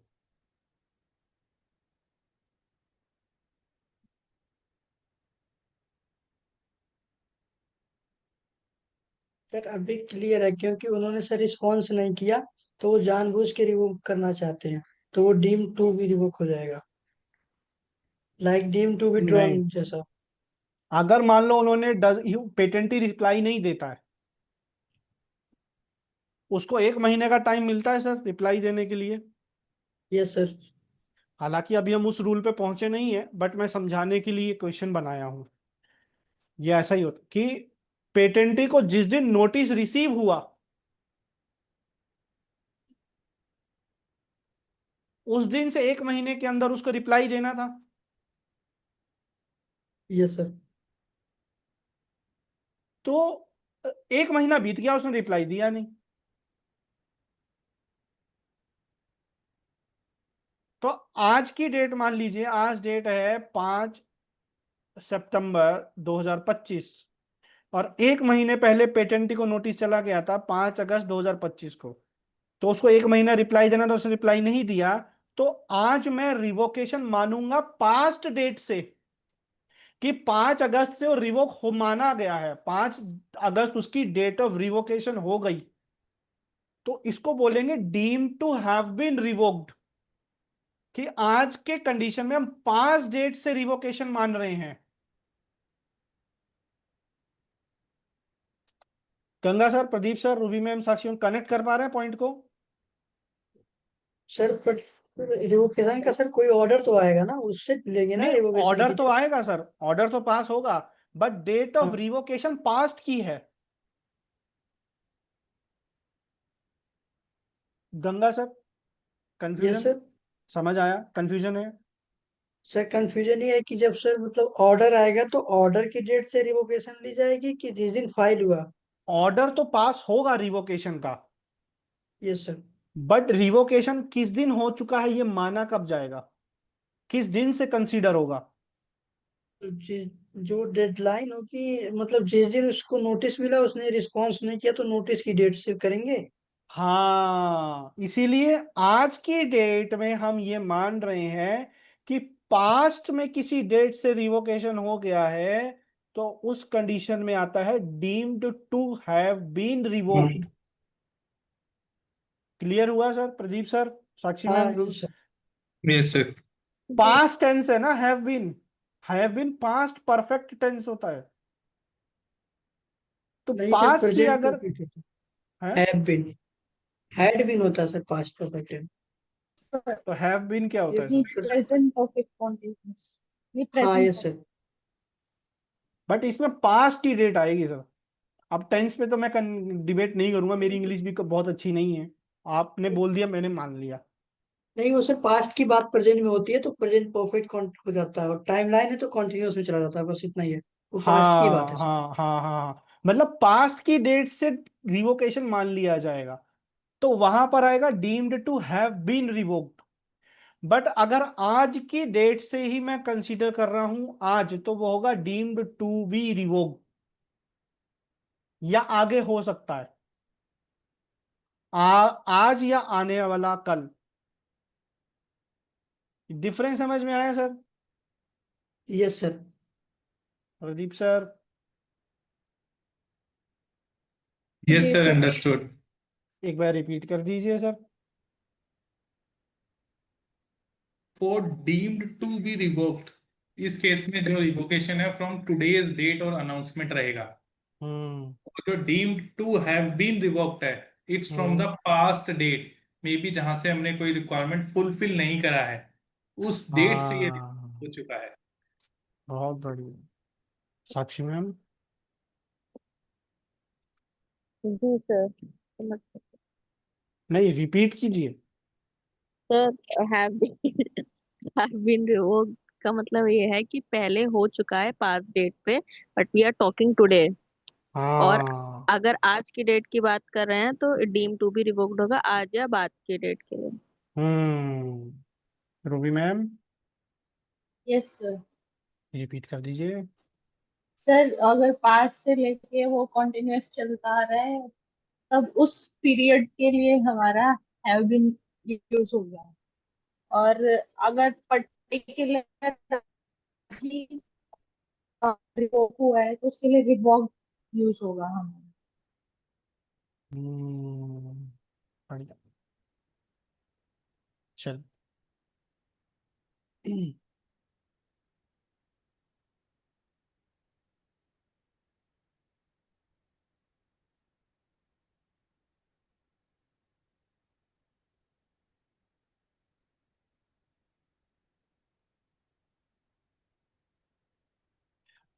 अब ऐसे ही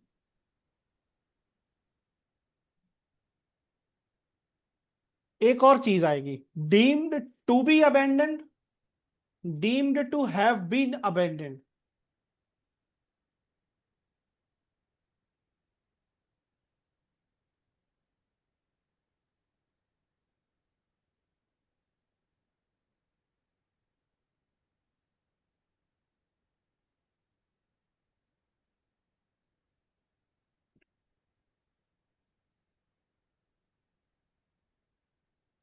सर वो ठीक है, मैजिकल कंडीशंस वाले में होगा ना sir? नहीं मैं बता रहा हूं, देखो सेक्शन 40 क्या है?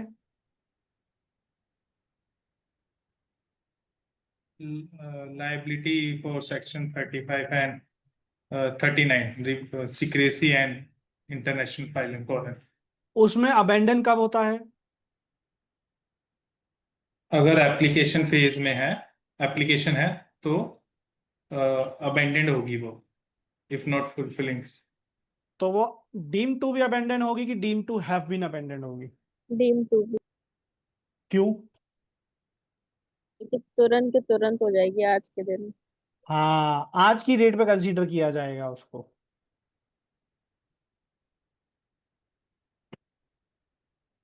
Pradeep sir, Ruby ma'am, Ganga sir. एक बार और एक्सप्लेन कर दीजिए। ठीक है, प्रदीप सर आपको क्लियर हुआ?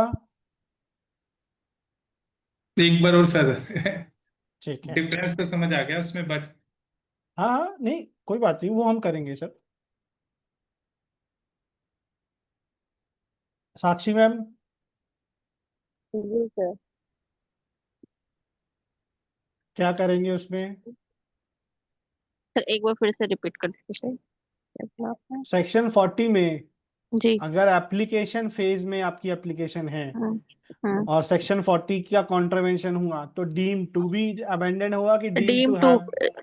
सर डीम टू भी हमने बोला सर इसमें, क्योंकि वो तुरंत के तुरंत ही हो जाएगा अगर उसने वैसा करा, मतलब आज के दिन ही।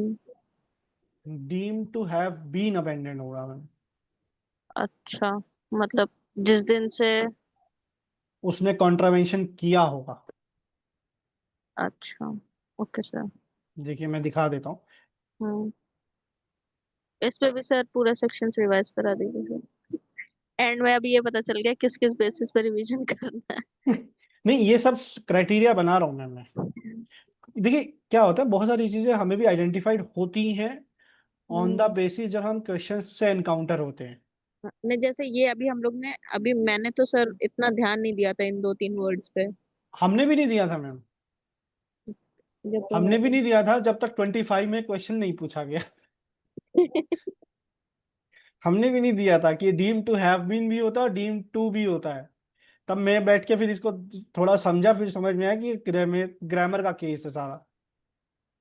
देखिए स्क्रीन पे मैंने शेयर किया है, सेक्शन 40 में deem to have been abandoned होगा। Hmm, Pradeep sir. दिखा सर, अंडरस्टूड। तो गंगा सर। यस सर, मेरा सर नेट डिस्कनेक्ट हो गया था सडनली सर, वो इशू आ कोई गया बात था। नहीं, जी जी। प्रदीप सर एक्सप्लेन कर दीजिए।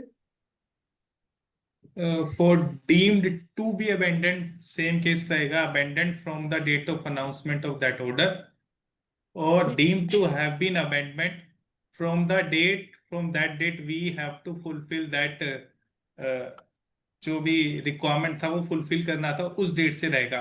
इन दैट केस सेक्शन 40 में for secrecy and foreign filing we have to follow the protocol from the starting date. If there is a secrecy direction, we cannot file that thing or we cannot make the publication. So date जो रहेगा इसमें deem to abandoned वाला, deem to have been abandoned रहेगा उसी date से जब से हमें स्टार्टिंग से फॉलो करना था। हम्म। और सेम केस हो सकता है लाइक अगर सेक्शन आई थिंक 21 में भी सेम एप्लीकेबल हो सकता है ये। सेक्शन अगर 21। 21 में अगर हमने रिस्पॉन्स नहीं दिया विद इन 6 हम्म मंथ्स और वो पीरियड निकल गया और एक्सटेंडेबल पीरियड भी निकल गया, तो हम्म जिस डेट को कंट्रोलर ने कमांड दिया था कि हमें ये रिस्पॉन्स देना है, उस डेट से ही वो क्या कहते हैं, deem to have been abandoned होगा। वो जहां तक मैं समझ पा रहा हूँ सर, मैं भी गलत हो सकता हूँ क्योंकि मैं भी ये डिफरेंस को स्टडी कर रहा हूँ आपके साथ अभी। ओके। मेरे पॉइंट ऑफ व्यू से वो होगा deem to be abandoned. Deem to be. Okay. हाँ, क्योंकि देखिए कहाँ गया, ये समझिएगा, इसको ऐसे समझिएगा, एक एग्जांपल लेते हैं। मेरी एप्लीकेशन फाइल हुई 1/1/25 को इंडिया में, ठीक है सर। उसमें सीक्रेसी लग गई, ठीक है सर। सीक्रेसी लगी और सीक्रेसी रिवोक हुई 1/1/27 को, और मैंने एप्लीकेशन फॉरेन में फाइल कर दी थी 1/7/26 को। ये फॉरेन एप्लीकेशन है, हम्म। लेकिन इंडियन ऑफिस को पता चला 1/7/27 को। तो वो आज ये कंसीडर करेंगे कि इस डेट को अबेंडन हो गई है, तो इसलिए पास्ट टेंस से deem to have been abandoned. Clear है सर? क्लियर। बट मान लीजिए अब अबेंडन का एक और केस आता है, जो सबसे पहला केस हमने कौन सा पढ़ा था अबेंडन का? Section number 9। 9, हाँ, क्या था उसमें? Complete specification with in 12 months. हाँ, मान लीजिए 1/1/25 को मैंने प्रोविजनल फाइल किया। अब मुझे कंप्लीट कब तक फाइल करना था? With in 12 months 1/1/26। मैंने कंप्लीट फाइल नहीं किया, तो इसी डेट पे अबेंडन होगा। यस। कोई पास डेट पे थोड़ी होगा। हम्म। तो इसीलिए इस डेट पे होगा, तो इसको बोलेंगे deemed to be abandon. To. आज ही अबेंडन हो गया और आज से ही अबेंडन माना जाएगा। लेकिन मैं आज की डेट पे पास डेट से रेफरेंस ले रहा हूं। हम्म। क्लियर हुआ सर? Clear clear. तो सो इसी इसके अकॉर्डिंग लॉजिक से मैं समझ पा रहा सेक्शन हूं कि 21 में भी डीम्ड टू बी आएगा। हाँ, क्यों सर? क्योंकि वो टाइमलाइन हमें 6 मंथ तक फिल करनी थी, या फिर 3 मंथ्स का एक्सटेंशन, उस डेट से माना जाएगा वो। हाँ, जिस दिन वो एक्सपायरी होगा और उसी दिन यस। से अबेंडन हो गई। मतलब यस। फॉर एग्जांपल 1/1/25 को मुझे एफईआर इशू हुआ।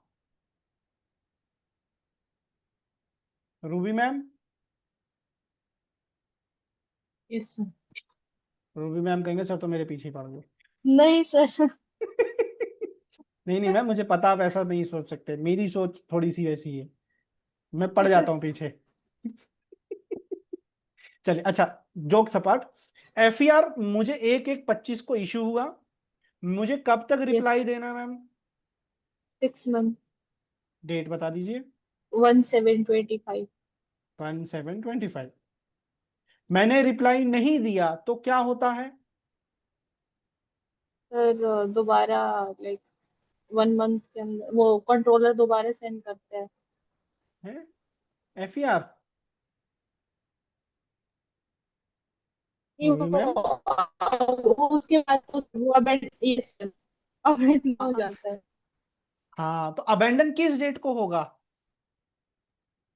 अबेंडन किस डेट को माना जाएगा, 1/7/25 की 1/1/25 को? 1/7 को सर। मैम वॉइस कट रही है आपकी। सर 1/7।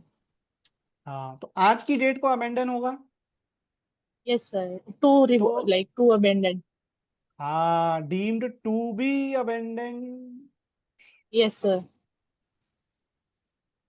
बहुत बढ़िया मैम, बहुत बढ़िया। साक्षी मैम,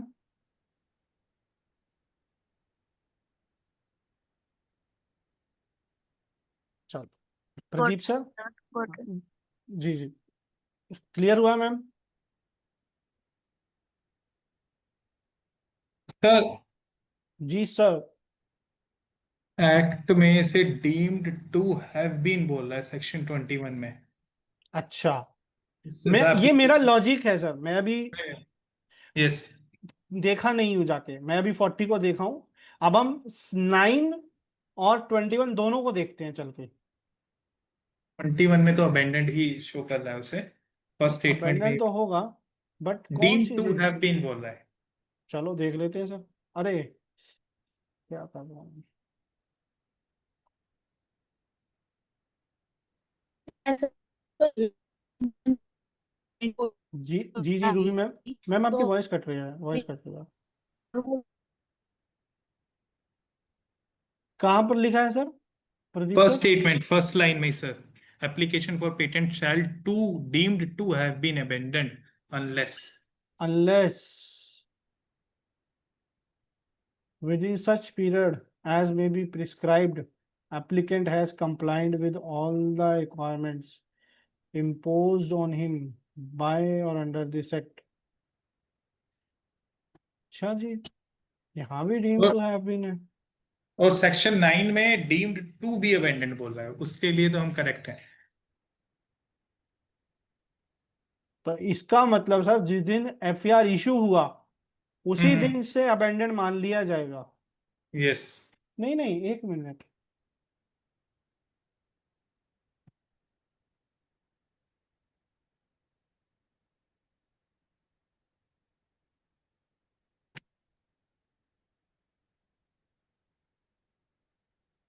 हाँ जिस दिन एफआईआर इशू हुआ ना सर उसी दिन से अबेंडेंड मान लिया जाएगा, हो गई है। हम्म। बहुत सही है सर ये चीज, इसको पढ़िए पूरा, डिकोड कीजिए।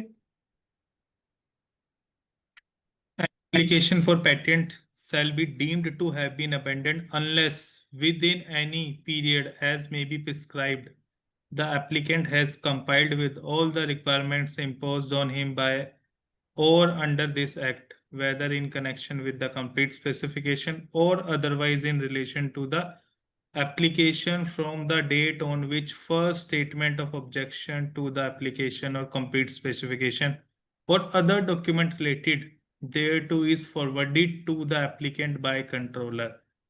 समझ आया सर?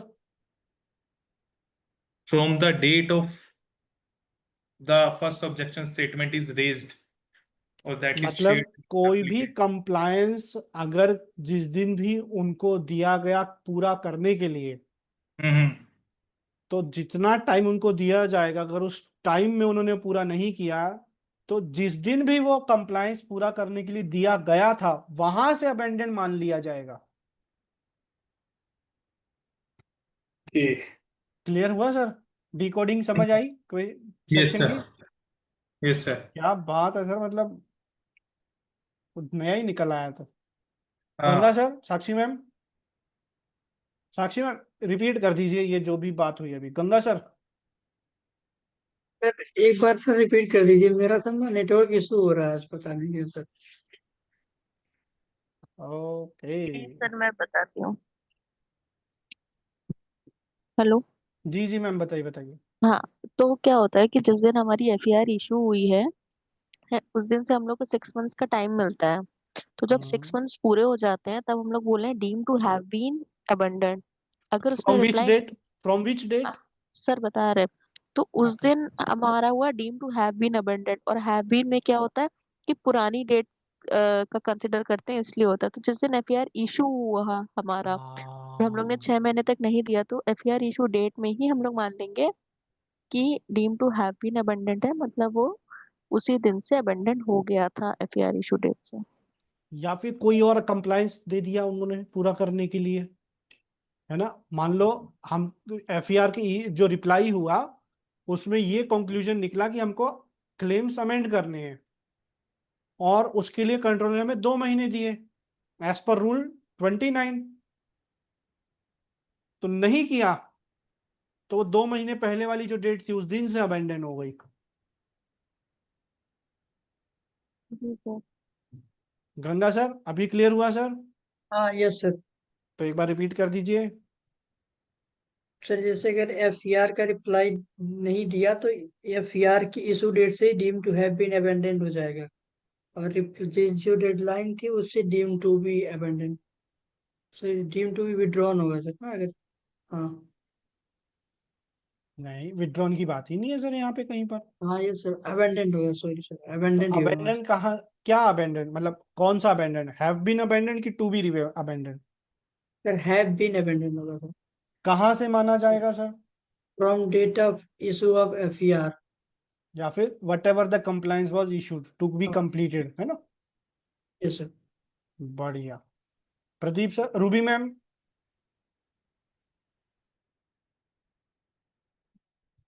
रूबी मैम है क्या, ये चलेंगे? अच्छा है तो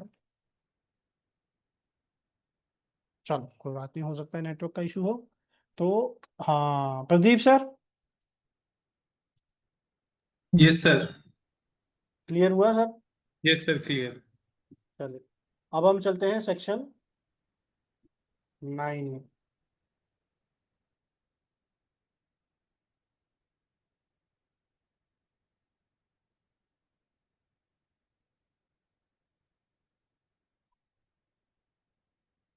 हेलो। जी मैम। हाँ सर, आ गया था समझ में, एक्चुअली नेट इधर उधर हो गया। तो एक बार तो मैम रिपीट कर दीजिए।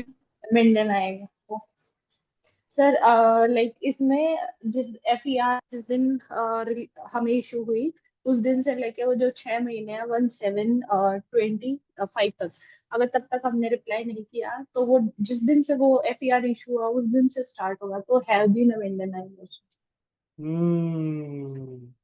और यहाँ पे क्या लिखा है सेक्शन 9 में रूबी मैम?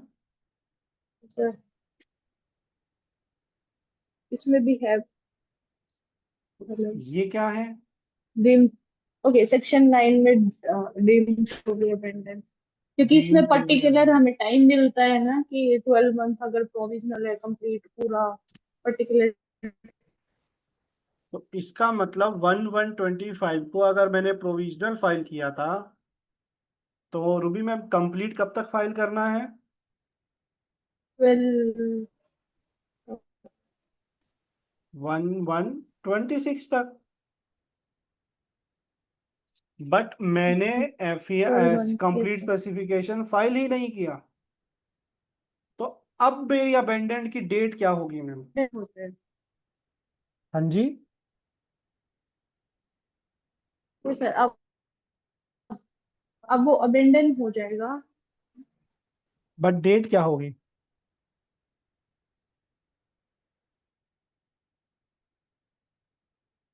अबेंडेंट तो अभी होगा मैम। 1/1/26 सर। क्यों 1/1/25 होगी?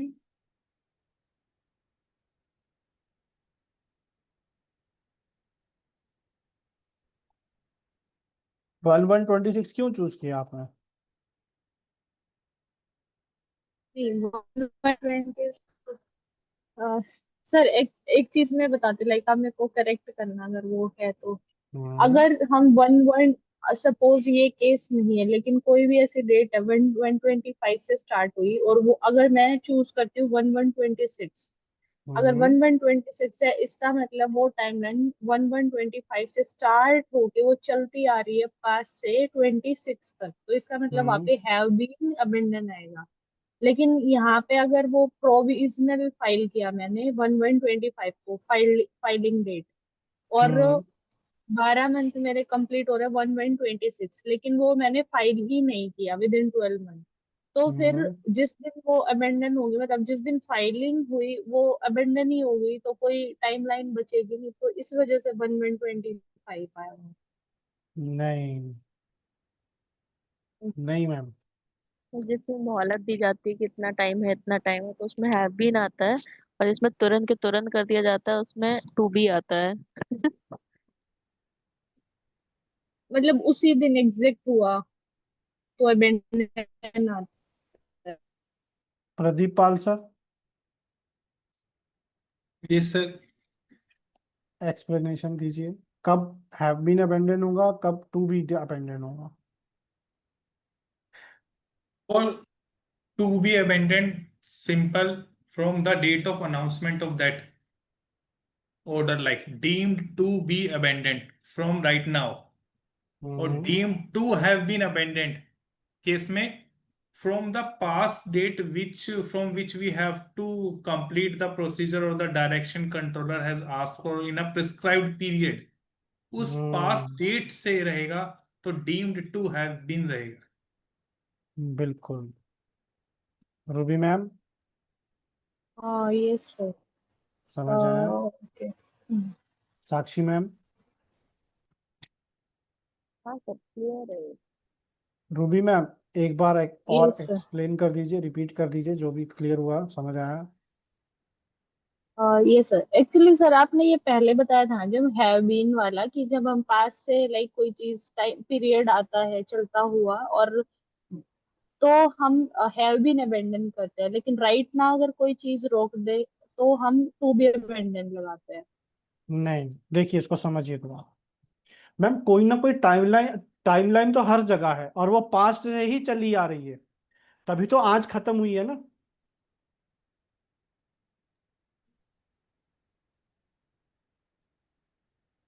Ruby ma'am yes sir. Timeline तो पास्ट से ही चली आ रही होगी, तभी तो आज खत्म हुई है। प्रेजेंट डेट आज अगर खत्म है कोई टाइमलाइन, वो पास्ट से ही चली आ रही है। Yes sir. But deem to be abandoned और deem to have been abandoned कब चूज होगा, ये डिपेंड करेगा कि आपकी अबेंडेंड की डेट क्या मानी जाएगी। ओके। देखिए, एक टाइमलाइन हाँ पास्ट सर। में शुरू हुई, आज खत्म हो गई। सर एक मेरा वही क्वेश्चन था sir, हाँ, मैं कि वही जो एक्सप्लेन कर रहा हूँ। टाइमलाइन चली आ रही। हाँ देखिए, इसको समझिएगा, अभी क्लियर हो जाएगा। 1 मिनट दे दीजिए बस मुझे मैम, आपका सारे डाउट्स क्लियर हो जाएंगे। कोई एक टाइमलाइन पास्ट में शुरू हुई और आज खत्म हो गई, ठीक है मैम। बट अब डीम टू बी अबेंडेंड और deem to have been abandoned क्या होगा, ये डिपेंड करेगा कि इस टाइमलाइन में हम डेट ऑफ अबेंडमेंट कौन सी मानेंगे। अगर एक टाइमलाइन पास्ट में शुरू हुई और आज ही खत्म हुई, आज खत्म हुई मतलब, और मैं ये मान रहा हूं कि मेरी डेट ऑफ अबेंडेंट आज है, तो उसको बोलेंगे deem to be abandoned. Clear है मैम? ओके। बट अगर आज कोई यस टाइमलाइन खत्म हुई और आज मैं ये मान रहा हूं कि अबेंडेंट तो हो गया, बट अबेंडेंट कब से कंसीडर किया जाएगा, पास्ट की डेट से, तब उसको बोलेंगे deem to have been abandoned. Clear हुआ मैम? Yes sir. अब देखिए, इस केस में टाइमलाइन तो यहां से शुरू हुई थी मैम, रूबी मैम, बट आज यस के सर। डेट पे मैं अबेंडन मान रहा हूं, तो इसको बोलेंगे deem to be abandon. Clear है यस मैम? सर। ठीक। Yes sir. बट अगर मान लीजिए आज से 6 महीने पहले मुझे एफईआर इशू हुआ था, और यस सर। 6 महीने बीत गए, ये आज की डेट है मान लीजिए, ये प्रेजेंट डेट है, तो मैं प्रेजेंट डेट को अबेंडन मान रहा हूं, बट अबेंडन कहां से, इस डेट से, पुरानी डेट से, तो इस अबेंडन को बोलेंगे deemed to have been.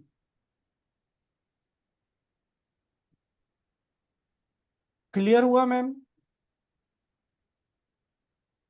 Yes. थक गए है ना? हैवी डिस्कशन हो गया आज नहीं का सर। बस। नहीं मैं नहीं थक गया, नहीं नहीं नहीं मैं थक गया, आप नहीं, मैं थक गया। सर इसमें एक पॉइंटर और है, मैंने अभी चैट जीपीटी से प्रॉम्प्ट करा था। वो कह रहा है एक्ट में ऐसे 3 ही केस हैं, सेक्शन 9, 21 और 40। सेक्शन 9 में डीम टू बी अबेंडेंड है क्योंकि ना अगर मैंने फुलफिल नहीं करा वो डीम टू बी अबेंडेंड है। और सेक्शन 21 और 40 में जो है deem to have been abandonment है ना, उसमें कंट्रोलर को इवेलुएट करना पड़ रहा है कि सेक्शन 40 में क्या उसने क्रॉस चेक करा, पास्ट में ये रिक्वायरमेंट फुलफिल करा, सीक्रेसी वगैरह वाला, और लाइक 21 वाले सेक्शन में उसने फाइल नहीं करा, तो वो उसको कह रहा है involve evaluation of compliance with the requirements controller will evaluate. But पता नहीं कितना सही बोल रहा है, ये गलत बोल रहा है, बट वो ये भी एक लॉजिक दे रहा है। सर लॉजिक तो बहुत निकलते हैं, हमें कंक्लूजन बनाना है सर। हाँ, कंक्लूजन ये है कि 3 ही सेक्शन है इस एक्ट में, एक डीम टू भी है, 2 डीम टू हैव बीन भी। मैं कंक्लूड कर चुका हूँ। सर वो उस दिन हम लोग वो ट्रस्ट वाला भी देख रहे थे ना, जो हाँ सेक्शन हाँ 25 वाला। तो सर हाँ। सर हमने हिंदी में पेटेंट एक्ट खोला था। तो अच्छा, सर, हाँ, तो तो क्या उससे बोला? सर नहीं बोला तो कुछ नहीं, और कठिन ही था। डिफिकल्ट था।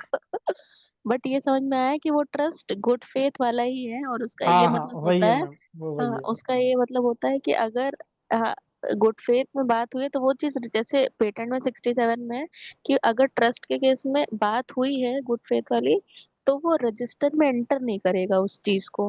मतलब ये नहीं बताएगा हाँ। कि इस इंसान को ऑलरेडी पता है, मतलब ये चीज वो नहीं एंटर करेगा। दोनों केसेस में, सर डिजाइन में भी सर पेटेंट में भी। सर हिंदी में पढ़ हम्म। के ये समझ में आया। मैम मैंने जब पढ़ाई शुरू की थी, मैंने बुक ली थी, इसमें अच्छा एक एक पेज में इंग्लिश लिखा है, एक पेज में हिंदी लिखा है। अच्छा मैं आज तक हिंदी नहीं पढ़ा हूँ उसकी। अच्छा। कानूनन हिंदी आप पढ़ लो, आप प्रकांड प्रतिष्ठित पंडित बन जाओगे हिंदी में। और सर जो आपका और जयवीर सर का अगर डिस्कशन हो रहा था ना, उससे हाँ रिलेटेड ना अभी डॉक्टर शीतल चोपड़ा है, जो पेटेंट वाला जो है, उन्होंने हाँ उन्होंने हाँ आज ही एक वीडियो डाला है, सेम हाँ, उसी सेक्शन का, एंटिसिपेशन 1.5 का। घंटे का। मैंने वो हाँ देखा, उन्होंने ना केसेस डाले हैं कि ये केस में ये अरे होता है, ये बाप रे। होता है, आप देखिएगा। मुझे सर थोड़ा सर क्लियरिटी मिला। सर सर इससे क्या प्रूफ हुआ? आप ही बता दो, क्या प्रूफ हो गया इससे? उसमें उसमें वो नहीं था, क्या कहते हैं, जो आप डिस्कस कर रहे थे वो पॉइंट डिस्कस नहीं है, बस सिनेरियोज बना के उन्होंने डाला है कि ऐसा होगा तो ऐसा होगा, ऐसा होगा तो ऐसा होगा। बट उन्होंने वो वीडियो डाला है, उन्होंने कभी कोई अच्छा, वीडियो नहीं मैंने डाला, देखा नहीं। उन्होंने उसी प्रदीप टॉपिक पे मैंने डाला है। देख हाँ, सर मैंने वो लिंक देखा तो नहीं लिंक भेजिए, वीडियो। लिंक भेजिए सर, लिंक भेजिएगा, मैं भी सर लिंक उनके देखूंगा। मैं, यूट्यूब पेज में रहता है, लिंक्डइन में रहता है सर। हाँ, लिंक्डइन पे देखा था मैंने उनका हाँ पोस्ट आज सर, दिन में, लिंक्डइन में आज ही रहता डाला है है, उन्होंने। हाँ आज ही डाला रुको है मैंने। रुको मैं रुको आपको रुको। ड्रॉप करूंगा, ग्रुप चैट में डाल दूंगा मैं। अरे रुको, लेकिन अब सर अभी देख, अभी खोल। वैसे टॉपिक वाइज पढ़ाती हैं, मतलब वो वैसे पढ़ा, जैसे एंटिसिपेशन में आज उन्होंने 8 वो पढ़ाया, 13 पढ़ाया, 18 पढ़ाया, और 19 नहीं हाँ, पढ़ाया, फिर 34 वो उधर पढ़ाया। वो चैप्टर वाइज जा रही थी, मतलब एंटिसिपेशन के हाँ जो जो आते हैं वो वन गो में जा रहा था उनका सब कुछ, ऐसे था। हाँ। अरे सर वो महारथ ही है इस फील्ड के, उनकी बुक है मेरे पास, हाँ, उन्होंने बुक उनकी हाँ तो भी सर। बहुत बात है। यही है ना? हाँ यही। इन्होंने आज ही पोस्ट करा है। आज हाँ का इनका पोस्ट। लेटेस्ट पोस्ट देखेंगे ना, वीडियो डाला है इन्होंने। हाँ हाँ, यही ये तो रहा है सर। लेक्चर 5, यही है। सर मेरी, एक जब मैंने 1.5 ज्वाइन नहीं घंटे करा का। था सर, हाँ तो सर मेरी इनसे बात हुई थी, तो कह रही थी इस साल मैं नहीं पढ़ाऊंगी, मेरे पास टाइम नहीं है। हम लोग को तो हाँ इस बार नहीं पढ़ा रही है। पढ़ा रही हैं। अब उन्होंने अभी अगस्त एंड या सितंबर में ही लेक्चर स्टार्ट करे हैं, शायद अगस्त एंड में करे हैं, अगस्त में फिर एक से। मिनट। मैंने अच्छा। तो इनसे वही पूछा था, मई जून में पूछा था जब ये ज्वाइन करा था। मेरे को आइडिया नहीं था, क्योंकि सर पहली बार एग्जाम दे रहे हैं। तो तो टेक होम मैसेज। इन्होंने बीच बीच में बॉक्सेस में ना केसेस डाले हैं डिस्कस करने के लिए। चलो इसको लाइक मैं अगर, डिटेल में देखता हूँ सर। हाँ, मैंने मैं बस बीच बीच में से कट करके देखा जहां वो एग्जांपल्स आ रहे थे डिस्प्ले पे, क्या बोला इन्होंने, बट आज सॉरी, ही डाला है इन्होंने। मेरे एक मिनट सर, रिकॉर्डिंग बंद कर देता हूँ।